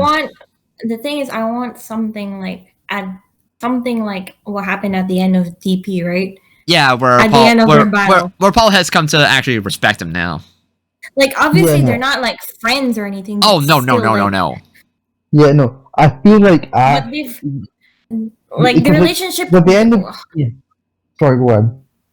Yeah, so like their relationship is like, oh, we're not enemies anymore, but we're not friends like Ash and Misty and Ash and Dawn, right? Yeah, exactly. Well, we've grown past hating each other. That's what I want it to be about. Yeah, that's understandable. Yeah, like to be honest, like I can't think Ash does like Paul, but like Paul, but or I can't think He Ash does does like want to be. Oh, he does. he does like Paul Yeah, because moments in DP, even before the league, like Ash always made efforts to like talk to him and stuff. like my favorite moment is Ash defending Paul. After he gets just like the there. Yes, I ship it anyway.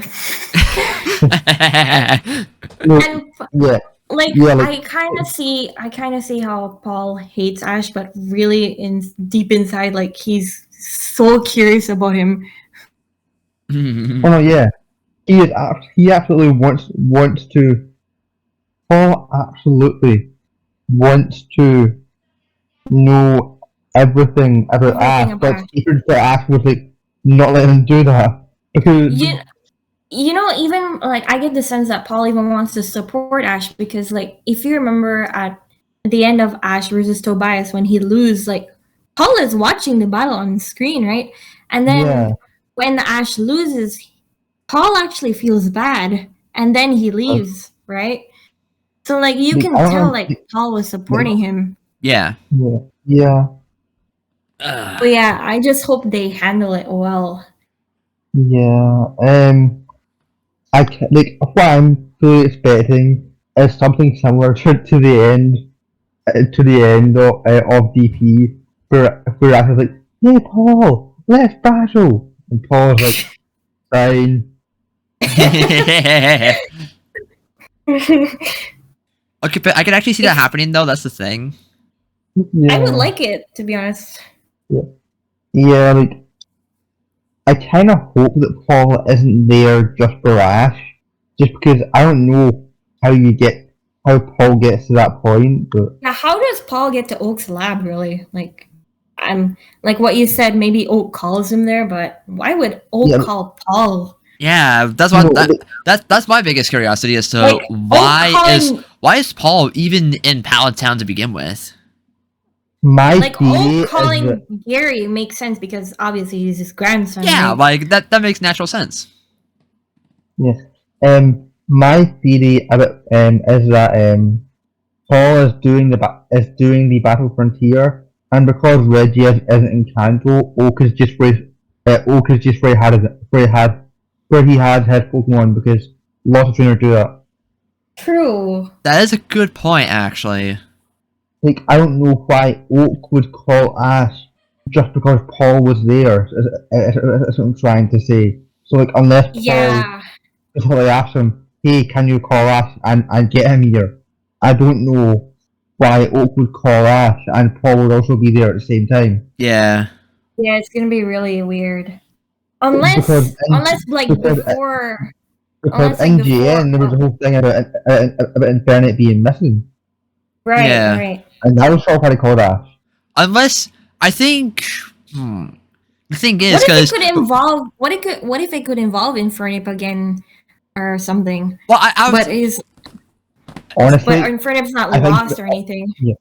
honestly, I think it was really funny if Paul just appears at Oak's lab and immediately just gets punched in the face by Infernet. wow. Bitch, you came back. But yeah, what I was thinking is because isn't the opening ceremony to the Master's Day happening the week after Paul comes back? Yes. Yes. Okay, because so with that in mind, I was thinking that after Ghost Project Mew mission next week, I imagine that before the ceremony starts, Ash wants to go visit all of his Pokemon at Oak's lab, like for possibly the last time before the Master Saint starts, so that he can go see them all and let them all wish him good luck and whatnot. And Paul just happened to be there at the same time that Ash was visiting Palatown. But that's the thing though, why would Paul be there at Oak's lab? Oh shit! Right. You know, because like back in OS, like they would always throw parties for Ash whenever he returned, right? Yeah, that's what I'm saying. That's true. That's true. So maybe he wanted I to can go see back it. and visit everyone back in Palatown before the Master Saint starts. I mean, I don't think Either like, that I don't or think it would be that. Like, I don't think it would be that Ash comes back or Ash wants to visit them because like, again, Oak called Ash to his lab, so I think it would be more like, Oak oh, him for I've like Oak called him for the surprise party. Wait, there was a little summary that came out, right, for that episode? yeah, a summary Yeah. a summary did come out, and I just remembered that What? it was stated that Oak did call Ash to his lab. Right. Okay, that makes sense, yes, but okay, I still And don't understand how Paul would reach there. That is simple. Like I said, Paul is doing the Battle Frontier. He keeps his Pokemon at Oaks. Oh right, yeah. That's Because, probably the like- only logical conclusion then. Yeah, probably, Yeah, because because I can't think of anything else. Yeah, because like it's mentioned multiple times that like way more trainers than just Ash and Gary keep the Pokemon at Oaks lab. Yeah, Yeah, that's true. that's probably that's the only thing I can think of now because nothing else makes sense to me. Yeah. Yeah. Unless Because, like- unless Ash and Paul randomly meet before going back to Oak's lab and Ash is like, hey, you want to meet my Pokemon? But I don't think that's gonna happen. Yeah, I don't think so either. Well, yeah, I kind of think that because in the synopsis it says Oak calls Ash to his lab and Shinji is there. Yeah, so Paul is already there. Yeah. So like, because that's the thing, I can't imagine like Paul getting Ash, or I can't imagine Paul actively going out of his way to train with Ash because he doesn't like Ash. I feel like he would I feel like he wants to avoid Ash more than this. Hmm. He doesn't hate Ash, but he doesn't like him, so he doesn't want to go out of Yeah, his he's way not to his friend. He's not his friend, so like, yeah. Yeah, like whether Paul has friends is still a question. Yeah, you don't see Paul having friends in this show. No. Paul is like the biggest introvert I've ever seen in Yeah, Pokemon. Paul has one friend. Yeah, Paul has one friend, and it's Reggie. Reggie. Yeah. Yep. That's what I've been explaining in my analysis too, which I should probably get Yeah. back to. And even then, like that is a very strained relationship.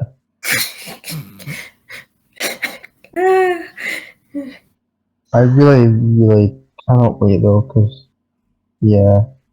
It's hype. Oh my gosh, we're just 2 weeks away. I know. I feel like I've been waiting for this episode for so long. Yeah. I am not gonna lie, and I thought it was next week, and I'm so pissed off that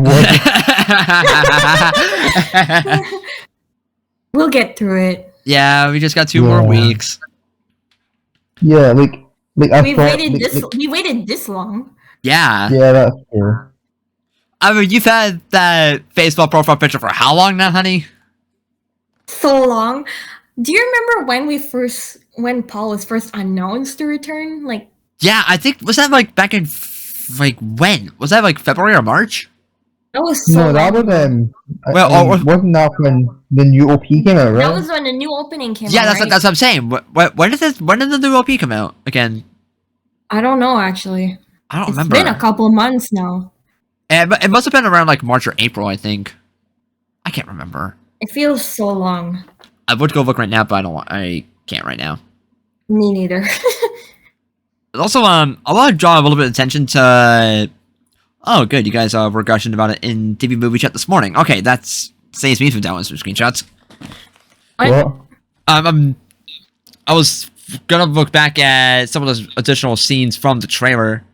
Most notably, Ash having his Mega Ring, his Z Ring, and Oh, Dynamax yeah. Band all in one shot. Yeah, he has Yeah. all of them. Yeah, I feel like that's absolutely him walking into the stadium for his battle against Leon, because Yeah, I thought the same. Yeah, Sam. because I feel like Ash is going to use everything against Leon just because Leon wants Ash to use his full power against him. So Leon lets him use all three against him, I can see it. and because he's like the world champion, the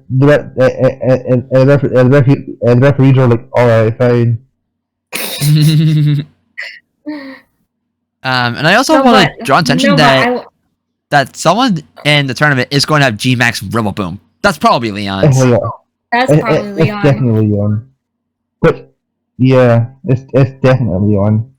Because Yeah, 'cause no one I else, don't think we've ever seen Rillaboom in the anime, right? Yeah. outside, Other than outside of that, One. other than that one episode. yeah. there was like that one episode that we don't talk about, and then there was Yeah. the other episode with the Tawaki and all the groupies, and it was really Oh cute. right. Yeah, Yeah. I never watched that. Oh, okay. yeah, But I mean, like, yeah, there's no been like yeah. important trainer that has Rillaboom. No. Yeah, Guessing no. it's Leon. Yeah, it has to be Leon because I can't think of anyone else in the Masters 8 that has one. Yeah, like Go. Yeah, no. Go has both the starters. Yeah, I no, mean, all starters, but only 2 are fully evolved. So naturally, like the third one should be Leon's. Yeah, exactly. Yeah.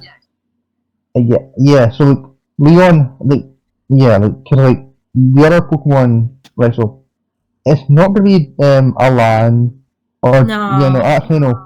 Or most of because half the goddamn tournament are like Dragon trainers. Like the only ones. Yeah, and Charizards. Ugh. Yeah, and Charizards. Yeah, the only one that's gonna be is Leon. Cause like, it's not Cynthia. They're not gonna have Cynthia use D-Max when they could have her with Mega Garchomp. Yeah, the merch is kind of lining up for that too. I hate that. But Speaking of that though, like there's a scene in the trailer where she just puts on lipstick, which is yeah, good. I guess I just don't understand. Like what is she doing in that? Is that where her Mega Ring is gonna be? Please no. That'd nah, be her so Mega Ring is weird. gonna be her Mega Ring. Her Mega thing is going to be that those wee dangly things she had in her hair, probably. Oh, maybe. Yeah, because I never saw anything in her scene. Like I never saw a stone. Yeah, no. Yeah, I didn't see it either. I Yeah, was there's looking for also- it, but I didn't see anything. Yeah, so was I. Yeah. But and I was Yeah. They didn't thinking even. like, okay, like what's the point of lipstick scene? Yeah, I don't know, but that was I was not expecting that honestly. But Yeah. okay, I guess more power to you, Cynthia. yeah, I mean, like, I don't know, but it did make me some not I did sim for Cynthia too when I was watching the trailer. Same though. Yeah. Also in the trailer, there's like one shot with like lots with what looks to be like lots and lots and lots and lots and lots of like Draco meteors in one stadium, and in another shot we see Cynthia's Garchomp charging up for what looks to be a Draco meteor. So Yeah, I'm so I'm still thinking. guessing that's Iris and Cynthia. No, Wait, no, I was thinking that was Ashley's Dragonite and Cynthia's Garchomp both using Draco meteor Oh, at the same yeah. time. Who's Dragonite? Yeah. Who's Dragonite though? Ashes. No, yeah, I mean, like, there's one shot where we see Cynthia's Garchomp charging up what looks to be Draco Meteor, and there's another shot where there's like lots and lots and lots of Draco Meteor raining from the sky.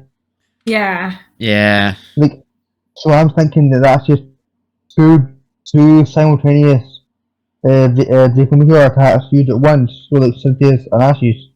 Honestly, like that scene, while it looks good, just gives me less hope for Infernape versus, yeah.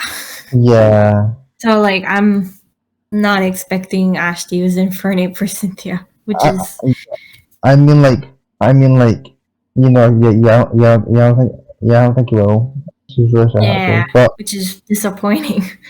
at least we're like, no way we're not getting to see Infernape against Paul. But like, That's actually, true. actually, I if still we- don't know that actually. Yeah, I mean, if it's called Battle of Flames or Battle of Fire now, I don't know. But yeah, Plot twist: Paul just has his Magmortar with him. don't scare me. No, but like, if that one shot is of like Charizard, Infernape, Oak, and Oak, Dealer and Tracy is from Ash versus Paul, then he's not using Infernape. I mean, they just could be watching like one of the. He could just be watching when Ash is using his Dragonite against Paul's Garchomp, but who knows? Yeah. Maybe. So like it's pretty much confirmed that Garchomp belongs to him.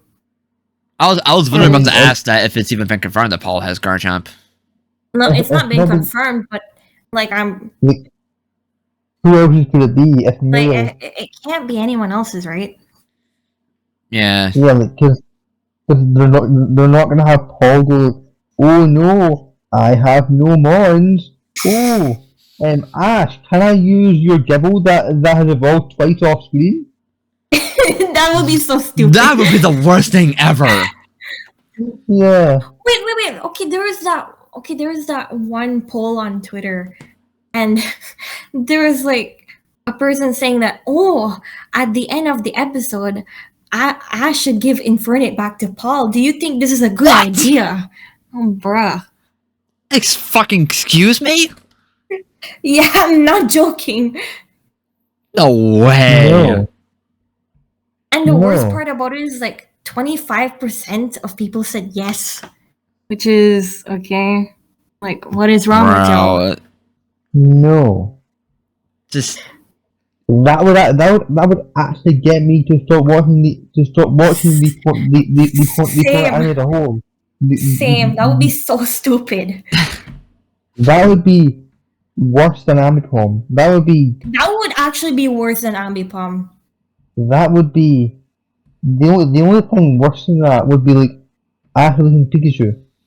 yeah. And he was about to do it in one of the OS episodes too. Yeah. But like yeah. Yeah, but like that was fake out. No, but okay, that should not happen. And it's not. not And gonna it's not happen. going to. It's not going to. I know that for sure. Like whoever thinks that it will happen is out of their fucking mind. Yeah, because like That would be look at how that would be happy such a and funny it was disservice. to see. That would be such Yeah. a disservice to the entire storyline of DP. Yep. Yep. Yeah, because like, look at how happy and Infernape was to see Ash in the multi episode. There's no way. Exactly. You think Infernape would want to go back to his abuser? No way. Hell no. Exactly. Like, has Paul improved as a person and doesn't abuse his Pokemon anymore? Yes. Does that mean Yes. he wasn't? Does that mean he's not still like giving Infernape back to Paul would be absolving him of all his actions Yep. Exactly. because it would be taking away all the consequences for his actions. Exactly. Yeah. That's as dumb as the people who are like, Ash is going to give his Surfetch to V. Oh my god, where did people come up with that? Yeah, and I remember like,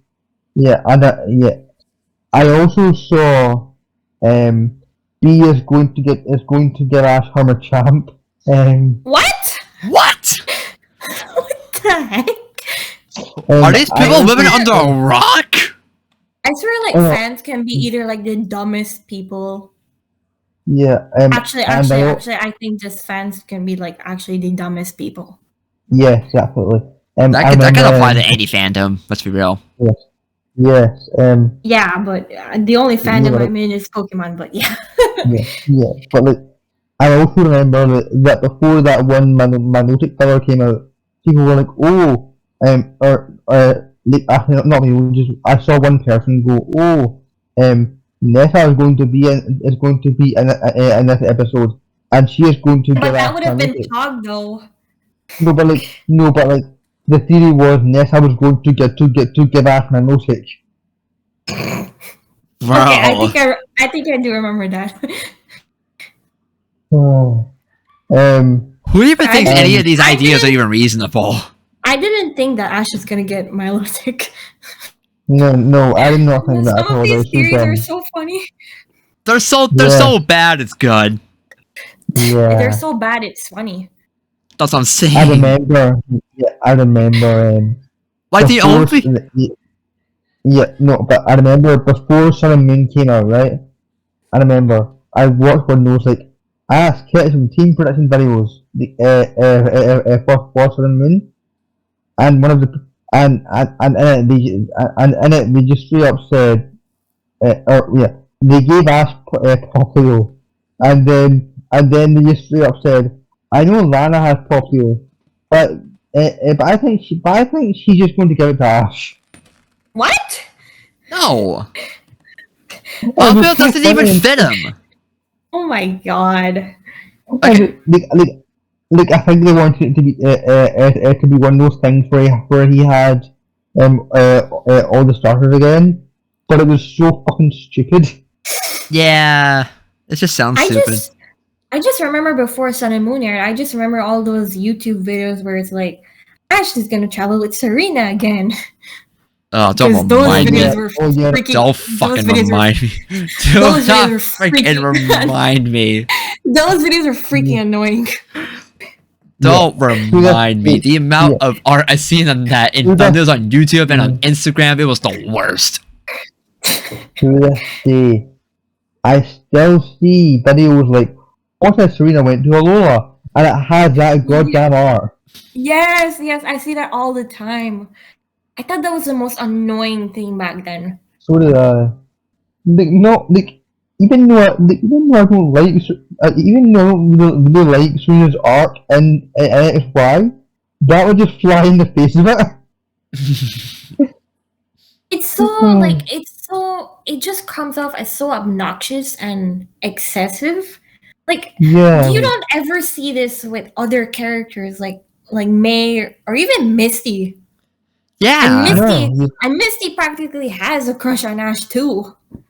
Yes, they even hint towards it into the moon. It's like it's subtle, but it's there. So you're sitting there like, Yeah, like oh yeah, none of these fans are obsessive towards any other girl except Serena. Like it's so bad. It's so toxic. yeah, And it's so yeah, weird to like some of yeah, them, not all of yeah, them. yeah, and it's like, oh, like, it's a similar thing to what happened. I know you guys don't had know anything about this, but like it's a similar thing to to like the Naruto fandom and their obsession with Hinata because Oh, Hinata I'm familiar kind of with that. I don't know everything, but I've heard stories about it. Yeah, yeah I'm completely blank because I have not seen that. right, so Hinata is Naruto's I main love interest Yeah. yeah and like for the entire um manga and show, like, she has like this obsessive crush on Naruto. So you're sitting here like, right. So you're sitting there like, oh right, maybe there's a correlation between these characters who are both who are both like obsessed with the main character, and said main character is often used as a self-insert for a lot of fans. And you're sitting here like, oh right, yeah, Don't they become endgame though? Oh, fucking Christ. yes, but these people are convinced that Ash and Serena are in game too. Remember? Yeah, I know that. Don't we all know that? Ugh. Oh, I've even seen God. like people like compare that character to Serena and say that they're similar. But I don't know if that's No. true. I don't know if that's true. That's just comparing apples to oranges. I mean, I wouldn't know. I've never watched this show. I mean, it just sounds so off. Like, Yeah. I mean, why are you they comparing all- why are you comparing characters to two different shows? I mean, I don't know. It just the sounds thing so is, dumb. in terms of the whole obsessive crush on the main character thing, they are very similar. But apart from that, they're completely different. See, I don't know if like I said, I've never watched an entire episode of Naruto, but I don't know if Serena was I that. don't mind that. I What don't is know it? if Serena was that obsessed with Ash. Like, yeah, she had a crush, but I wouldn't go far to say like, oh, she was ridiculously obsessed with him. I don't know about that. I could be wrong. I mean, like, I wasn't necessarily the same with Hinata, I guess. I'm just using like obsessed as a general term because it is like this very very strong crush to the point of like maybe you worship this guy. Is very weird. Okay. Well, I would say something is different though. Like Serena definitely moves on, or at least it's hinted. Okay, yeah, no. I forgot. I forgot about the Johnny Depp for a minute. Yeah, she moves on, but like, Like but she like, now has a natural relationship with him, which I like. yeah, like they're friends. And that's it. Yeah. Okay, who just messaged? Oh. Yeah, I just sent some fan art into the Oh. channel. Oh, okay. Oh yeah, because we did see Yeah. Rilla in his Journey's bag. Yep. Yeah. Oh. I love that. Yeah. So yeah, I don't think like Serena's like she definitely I don't know if she still likes him. She probably does, but she can handle being without him. Yeah. I think that is the main difference. Mhm. I don't think she's a. I mean, personally, I think she's gay, but Me too, actually. I don't think I don't think she ever actually liked Ash. I more just convinced herself that she did like Ash. I think just because like girls are meant to like boys. I mean, it's definitely confirmed in the show, but personally, I see her more of a lesbian. I mean, there's that whole thing with like Lisa and her forming an idol duo, which that's code for gay. I'm sorry. I mean, Serena belongs with Shauna, let's be honest. Oh yeah. Serena belongs with like either Lucy or Shauna. I'm sorry. Alright, I ship her more with Shauna, okay? They've been up through a lot together. Okay, okay, that is fair. That is fair. But Just you look do at these have the lesbians. whole idol. Yes! They hug. They're just girlfriends. Okay, but man, what a tangent that was! Holy crap! Oh, that was funny. How did we get to this point?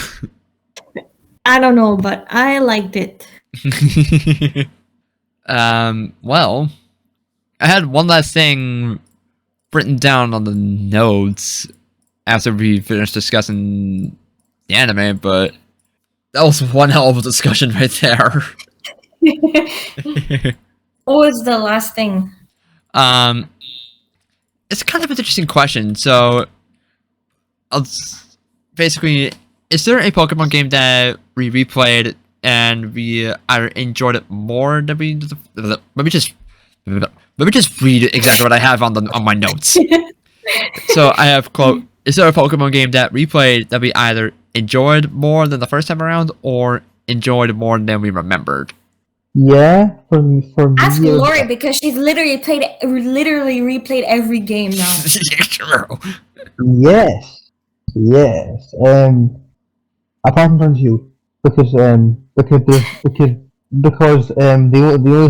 only Switch emulator is like very experimental right now, and prone to crashing.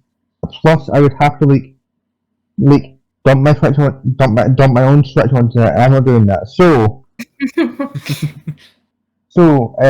Yeah, but yeah, oh yeah, and the Switch had no speed up, which is really hard to do that. Which is really hard to do that. Or if I would have to do that. Anyway, for me, it is black and white because when I was a kid, I did not like those games, Me neither. and then and then when I played them when I was older, I did. That's fair. Okay. Yeah. Yeah, I would say for me. I mean, to say that I didn't like those games wasn't necessarily true, because I kind of did.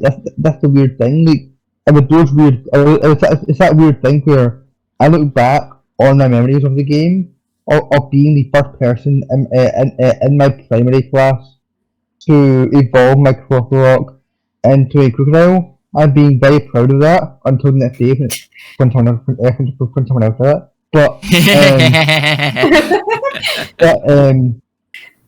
But I was very proud that I was the first person to get a crocodile, and I remember really liking Miss Samurott and Caracosta and Crocodile and Chandelier, and I cannot remember the oh yeah, and then Watchhog.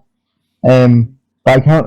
Oh yeah. Oh shit! I remember the whole team. Yeah. Anyway. Yeah. Actually, the only team member that I probably disliked at the time was Unpheasant. But like, Oh, man.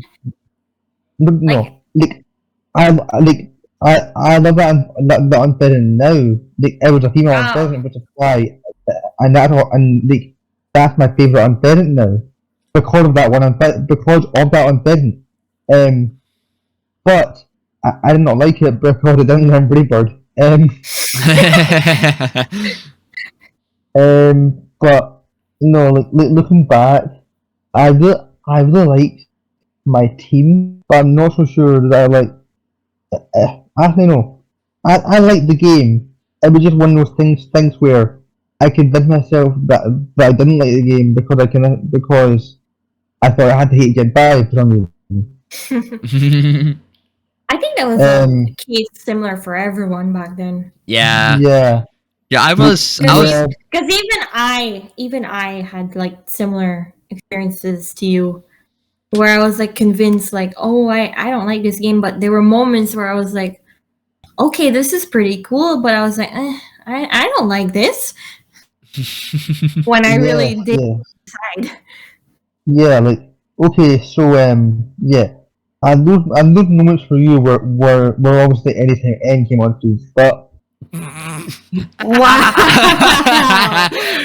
Wow. Absolutely roasted. Holy shit. I need to burn you. Wow. I am surprised you said that, actually. why? I don't know. This is not something that I was expecting, really. But yeah, like I liked I liked being able to play Gen 5 without me being convinced that I hated it for no reason. Same. Yeah. Black and White 2, I what a similar story, except by that point I liked Black and White 2, but my problem was just, oh, I never actually beat Genesis. Oh. um, Oh, wow. Come on, Kyle.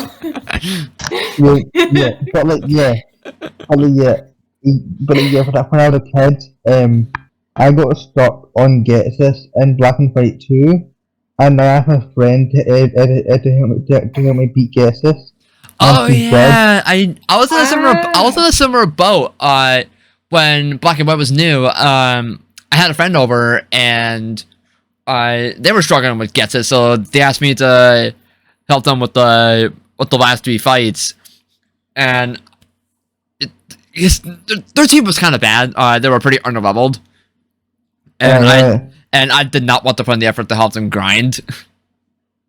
But because like I knew I struggled with with their team, but Getsus by the time I got to Getsus, they had like 3 Pokemon left, and I don't remember they had any revives. Yeah, for me it was just I asked my friend to help me beat Genesis, right?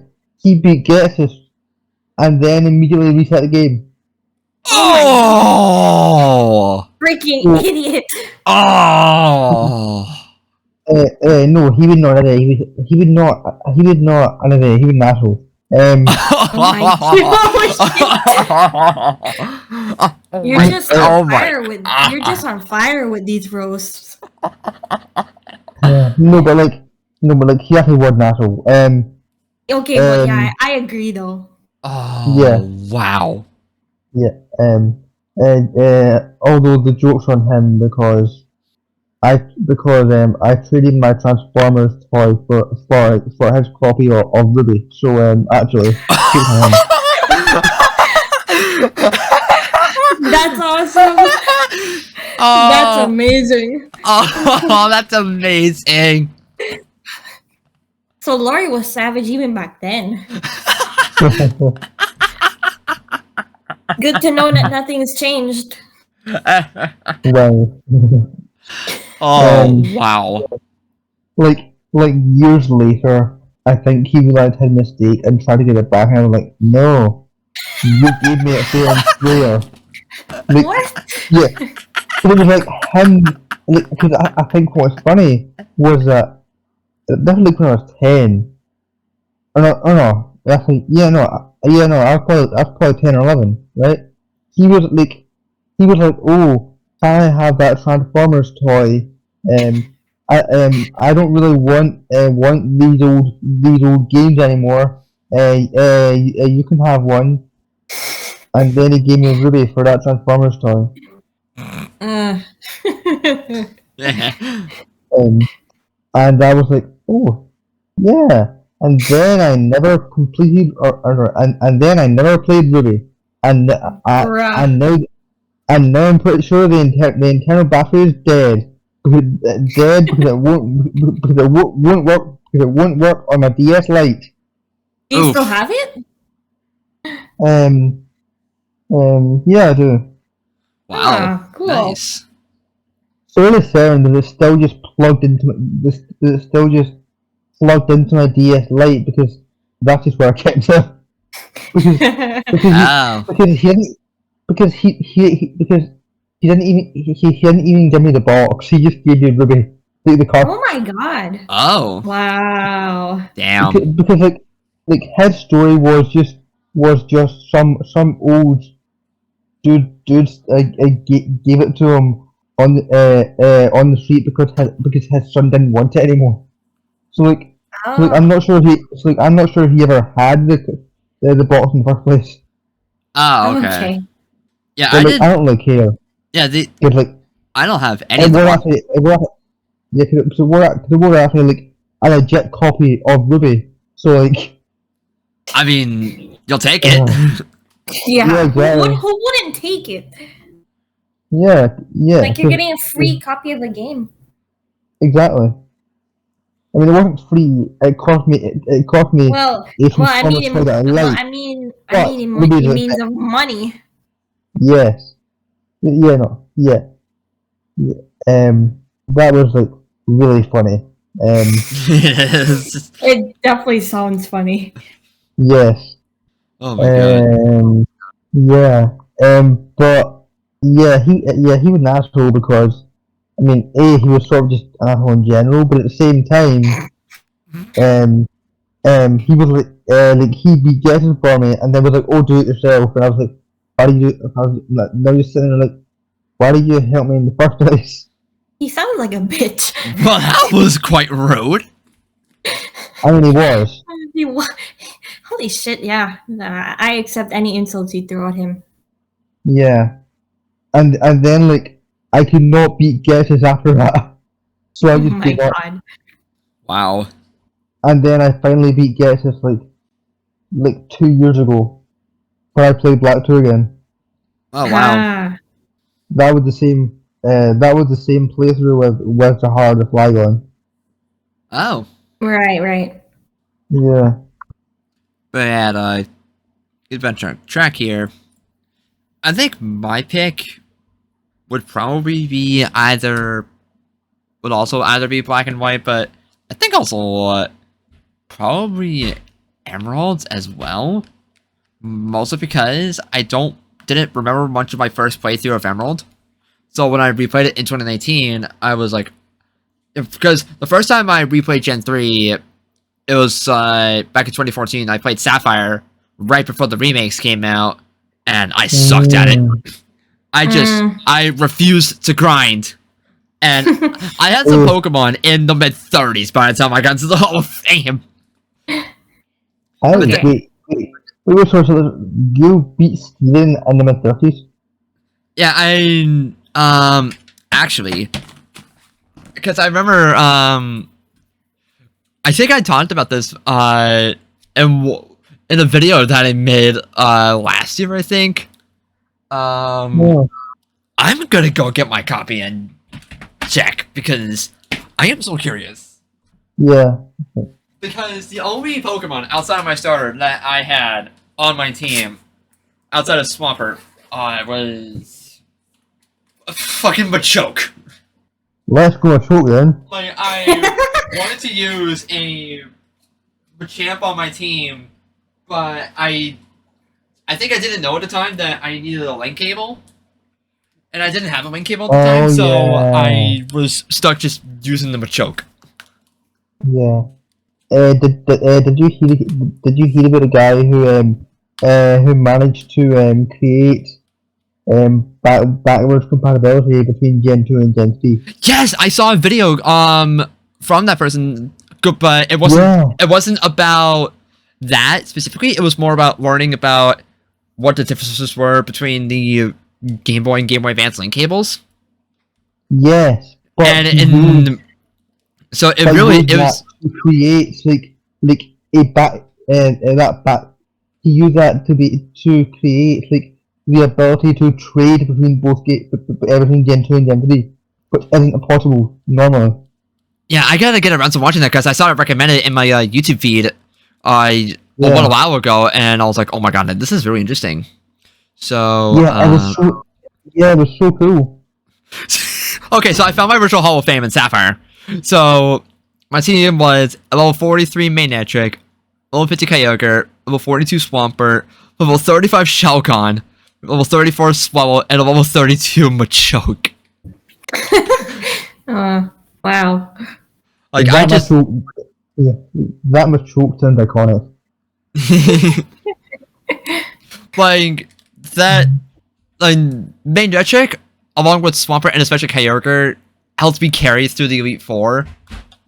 Because like I was so hesitant about using Kyogre in the league to begin with, but I didn't have any Pokemon that were level 50, and I didn't know what was a good way to grind in Ruby and Sapphire at the time. So I was kind of screwed. Yeah. I actually kind of want to play Ruby again. Go for it. Just because I never really played Ruby much in the first place, like. Okay, I excuse that one then. Yeah, just because like I've played Emerald like 2 or 3 times now, but like I never actually because like I think the farthest I ever got in Ruby was like the Trick House. Oh. For some reason I have this distinct memory of the Trick House in Ruby, but I'm fairly certain my team was quite literally just combusting at that point. Oh, okay. Yeah. So I do want to play through Ruby properly. Cool. Yeah. Yeah, I would have done Ruby in 20. Okay. Yeah, I would have done Ruby in 2014, but there was so much data on that copy that I just didn't want to get rid of it all. Even though it wasn't my original file. Yeah. Because like my copy of Ruby and my copy of Leaf Green are the only Pokemon games that I own that don't have a file that I made myself. Wait, what? Yeah, Ruby and Leaf Green are the only Pokemon games that I have copies of that don't have files that I created. It was made by someone else. Because I bought most of the I bought most of the Pokemon games used on the Game Boy. Yeah. But the only exception being Emerald. Wait, your Emerald wasn't you, or did you get that when it came out? Or? I got it. I think in 2006, because it was definitely before Diamond and Pearl came out. I do remember. I do remember walking, and I do remember buying a brand new copy of Emerald, but someone else started it for me. So it wasn't. I didn't really get to start it on my own. All right, no, yeah, that's fair. All right, yeah. And those are like one of only 2 games of the Game Boy Advance that I bought brand new, with the other one being Mario Kart Super Circuit. Oh, nice. Yeah. And I don't have the box for either of those games. In fact, the only Game Boy game that I have the box for, it's incomplete, but I still have the box for it, is the fucking Game Boy version of Pac-Man. That's the only box of a Game Boy game that I have. That's funny. Yeah. Anyway, I'm just gonna leave it at that. Okay. Okay. I'll wait for Laurie then to say my answer. Okay. So I guess we can probably talk about something else while we wait for Laurie to come back. Oh yeah, Paul should get his sugar anyway. Give him a glass of orange juice as well. Both Gladian and Paul is drinking orange juice. It's so funny that the fact that Paul and orange juice was a meme at one point back then. I didn't even know it was a meme until like I saw some people discussing it on Twitter. I was like, holy shit, that was a meme. That's hilarious. Yeah, that was really funny. Iwani drew that.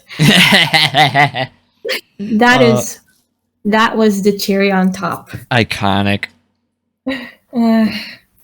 But yeah. What else can I talk about? I don't know actually. Me neither. I feel like we talked about everything now. Yeah, we've been going for well over 2 hours at this point. We're approaching 2.5 hours. Really? It feels like 3. Yeah, it sort of feels like. That's probably because we spent like the first half an hour watching the episode, right? Yeah, I wasn't even recording by that point. If there was no point. Yeah. Although you were freaking simping a lot when we were watching that episode. You were down bad. I mean, did you expect anything less? I mean, I knew you were going to simp, but I think you were going to be simping that often. And holy crap. I mean, I think I only did it twice or something. Yeah, sure. Oh, really? I mean... No, but seriously, I don't think I did it that much, did I? I mean, you were really simping when Kakui was shirtless. Come on! It was a legit open opportunity. How could I not? I mean, you're not wrong, though. But also, you called him daddy while we were watching the episode. Right after last week's episode, I'm never gonna say that again. Yeah, I know. And I said it again. I What is know. wrong with me? Contradicting yourself right there. Wait, is this part recording in the episode again? God damn it. This is gonna go into the episode now. Yeah. People didn't know it, and now they know it. Thanks. Now all of the internet knows you're down bad. Brad is gonna watch this and be like, honey simping again. Alright, back for the mess. I was just calling Connie out for simping for Kakui before we watched the Shane episode. Yeah. Of course. When he was shirtless, I was really down bad. Okay, but yeah, I should get to my answer now. Yeah. Alright. Okay, so I have 2. First one is White 2 since I recently replayed it. And I enjoyed it a lot more. Yeah, I know I liked it back then. But replaying it now, yeah, I enjoyed it way more. And I do think it's one of the best Pokemon games out there. Yeah, definitely. My second answer may kind of shock you. Oh? I don't know if any one of you know this, but when Sun and Moon came out, I was not a fan initially. Really? Oh. Yeah, it's true actually. I was one of those typical fans that did not like the transition from gyms to what is it called again? So to the Island Trial? Yeah, the Island Trials. Like I was one of those annoying fans, to be honest. But I was not online or anything. I just kept that to myself. I still played Pokemon Sun. Honestly, like that moment just reminded me of the time when I thought I hated Black and White, but I didn't. It's kind of like the similar thing for Sun and Moon. Oh, okay. Yeah, but I replayed it. I don't know when. But yeah, I enjoyed it way more after that. Nice. And yeah, I realized I was stupid because Sun and Moon are really great games. Yeah, definitely. In fact, the time when I replayed it was actually when I cried when Lily left at the end of the game. Yeah. It wasn't the first time I played it, but yeah. But yeah, those are my answers. Yeah, I didn't really get to talk about my other answer because I did talk a little bit about Emerald, but my first choice probably would be Black and White as well because back in like high school I was pretty critical of Gen 5. Even though I really enjoyed Black and White 2, and I played a lot of Pokemon Black, I have like a little over 100 hours in Black version. Even though I was pretty critical of Gen 5 back then, so I was a hypocrite even back then. But then, one of my friends who was a huge Gen 5 fan basically got me in the mood to replay it, so I decided to do so in college, and I enjoyed it a lot. Was it Aiden that convinced you? Yes. I thought so. Yeah. Like, I think I told you guys this story already, but back in high school, we would bring our DS to lunch, and we would have battles in Gen 5 during lunch. Oh yeah, I think you told me about this. Wait, what? Have I told you about this, Laurie? I think you told me because I remember. I don't remember telling Honey about this, but I don't remember if I told Laurie about this. Yeah, I don't remember this. What is it? If Laurie doesn't remember, then you probably never told her. Yeah, so back in high school, Aiden and I would bring our DS to school so that we can play Gen 5 during our lunchtime. Oh yeah. Oh, you remember now? Or No, I'm just saying. oh, okay. No. So, but yeah, Yeah, that reminds me of how me and my friends did the same with Gen 6. but yeah, when there were a couple times where I would be like, I'm not the biggest fan of Gen 5, and then he came back and absolutely defended Gen 5, and I'm like, okay, like because at that point, the last time I replayed Gen 5 was when they were brand new, so I didn't have a lot of recollection of my experiences with Black and White. So I'm like, okay, I'll look into replaying White version.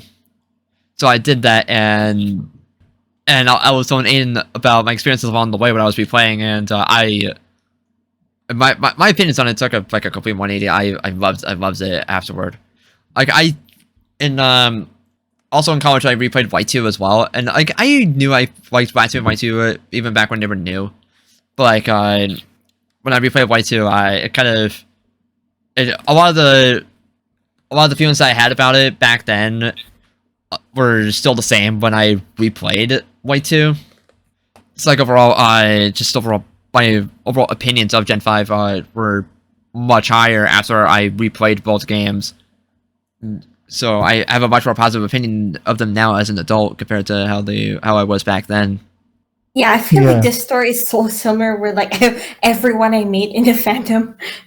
Yeah. It's just so similar. It's basically like, oh, I used to hate the games back then, but I replayed it now and I love it. Like I said, I still played a ton of Gen 5 back then, even though I was pretty critical of it. Because like it was the latest and greatest Pokemon game to play, and everyone was switching over to that. Yeah. And there were some it's just so funny though. Yeah. Like there were some actual things about Black and White that I enjoyed even back when they were new. And I was bringing a bunch of my Pokemon over from Gen 4 into Black. Partially because the transfer method from Gen 4 to Gen 5 was a really fun minigame. Yeah, all that does for me is bring back bad memories. Same. Because I distinctly remember wanting to replay White, so resetting the game and then remembering that my very first Pokemon, Blizzakion on the Typhlosion, was on that save file, and then I cried because it was gone. Oh no! Oh shit! Yeah, I was like 15. Like, I was crying. Oh man. Yeah. Like, and I was like really sad because I was like, oh shit, my very first Pokemon is gone. Oh, that sucks. Man, holy shit. Yeah. I can't imagine how you must have felt. Yeah, because that was like the same Typhlosion from Heart Gold too, so like, oh, that sucks. Yeah, I know that when Diamond and Pearl were new, I have no idea what happened to my original Empoleon in Diamond, because the Empoleon that I have in Diamond is actually the one from my first copy of Pearl. And my first copy of Pearl was stolen from me as a kid, along with a lot of other games like Platinum, Pokemon Ranger, Shadows of Omia, and Brew Rescue Team. So I am willing to bet that my first Empoleon from Diamond was in that original copy of Pearl. Okay. Because Oh. I tried so hard to look for it, but I just could not find it in any of my Gen 4 games. And something else oh my god. That reminds me of something very stupid but very funny that I did back when I was younger. Because What? I think I told you about this, honey, but back when I was younger, I was playing Platinum, and one day, Oh. I don't know what the hell I was thinking, but I was under the impression that if you were to release a legendary Pokemon after you caught it... I've heard this. Yeah, I told you this. Oh yeah, I've heard this. Yeah, Was but this the Giratina? yeah, I'm just gonna reiterate again because I don't think I Okay. talked about it in the podcast. But like, what happened was, when I was younger, I was under the impression that if you release a legendary Pokemon that you caught, you would be able to re-challenge it. Obviously, that's not true, but I was so confident about it that I released my Giratina. I went to the Distortion World. I freaking saved, and when I found out it wasn't there, Oh. I bawled. I was so heartbroken that I led myself to believe a lie that I told myself. Like, that was so stupid, Man. but looking back at it, it was so funny. Like, why did I do this? Cal being a dum dum. I'm just kidding. Okay, but I was actually stupid back then, so yeah, I mean, right there, I'll be dumb. Okay, but we have all made mistakes back then. Yeah, true. I mean, I don't think I've released any Pokemon really, but Like, I've definitely made mistakes. Like, after that moment, I was so afraid of releasing my Pokemon ever again. Like, I would to this day, I still don't have the heart to replace my Pokemon. Like, only recently have I gotten used to it, thanks to Home and Legends. You know, I understand why you don't play Nuzlocke now. And also, I just don't want to deal with the heartbreak of Pokemon dying. Yeah. Yeah. I remember on my very first Heart Gold playthrough, I released my Pidgeot. I released my Pidgeot because I had no idea what was going to happen. Because, like, it showed us as a test, right? And then it just went away. And I was like, oh shit. Oh my and so I take Oh, no. No. but I did reset the game, so. Oh, okay. Fairly certain I had to rebattle the error card or something, but I did but yeah. Oh, okay. Oh my god. Alright, well, with that said, is there anything else that we want to talk about before we close? Oh god, we're starting the podcast, god. Yeah, we're over 2.5 hours now. Oh Jesus. Okay, yeah, no, I think I'm fine. Stan Finnegan, let Paul have his Uncle Ron. sugar, and stand on. Yes, Stan Krulunk. Send Premier and Skyla. The sugar is coming home. Just In 2 more weeks. Once again. Yes. Also, Kyle, I caught that Skylar. I was hoping So someone did- would. I was hoping someone did would hear I. that. I heard it too, but Laurie brought it up first. I was hoping someone would hear that. All right. Well, with that in mind, that's gonna do it for us this week. Well, thank you for tuning in. Until next time, through it all, we're still family. One Trinity family.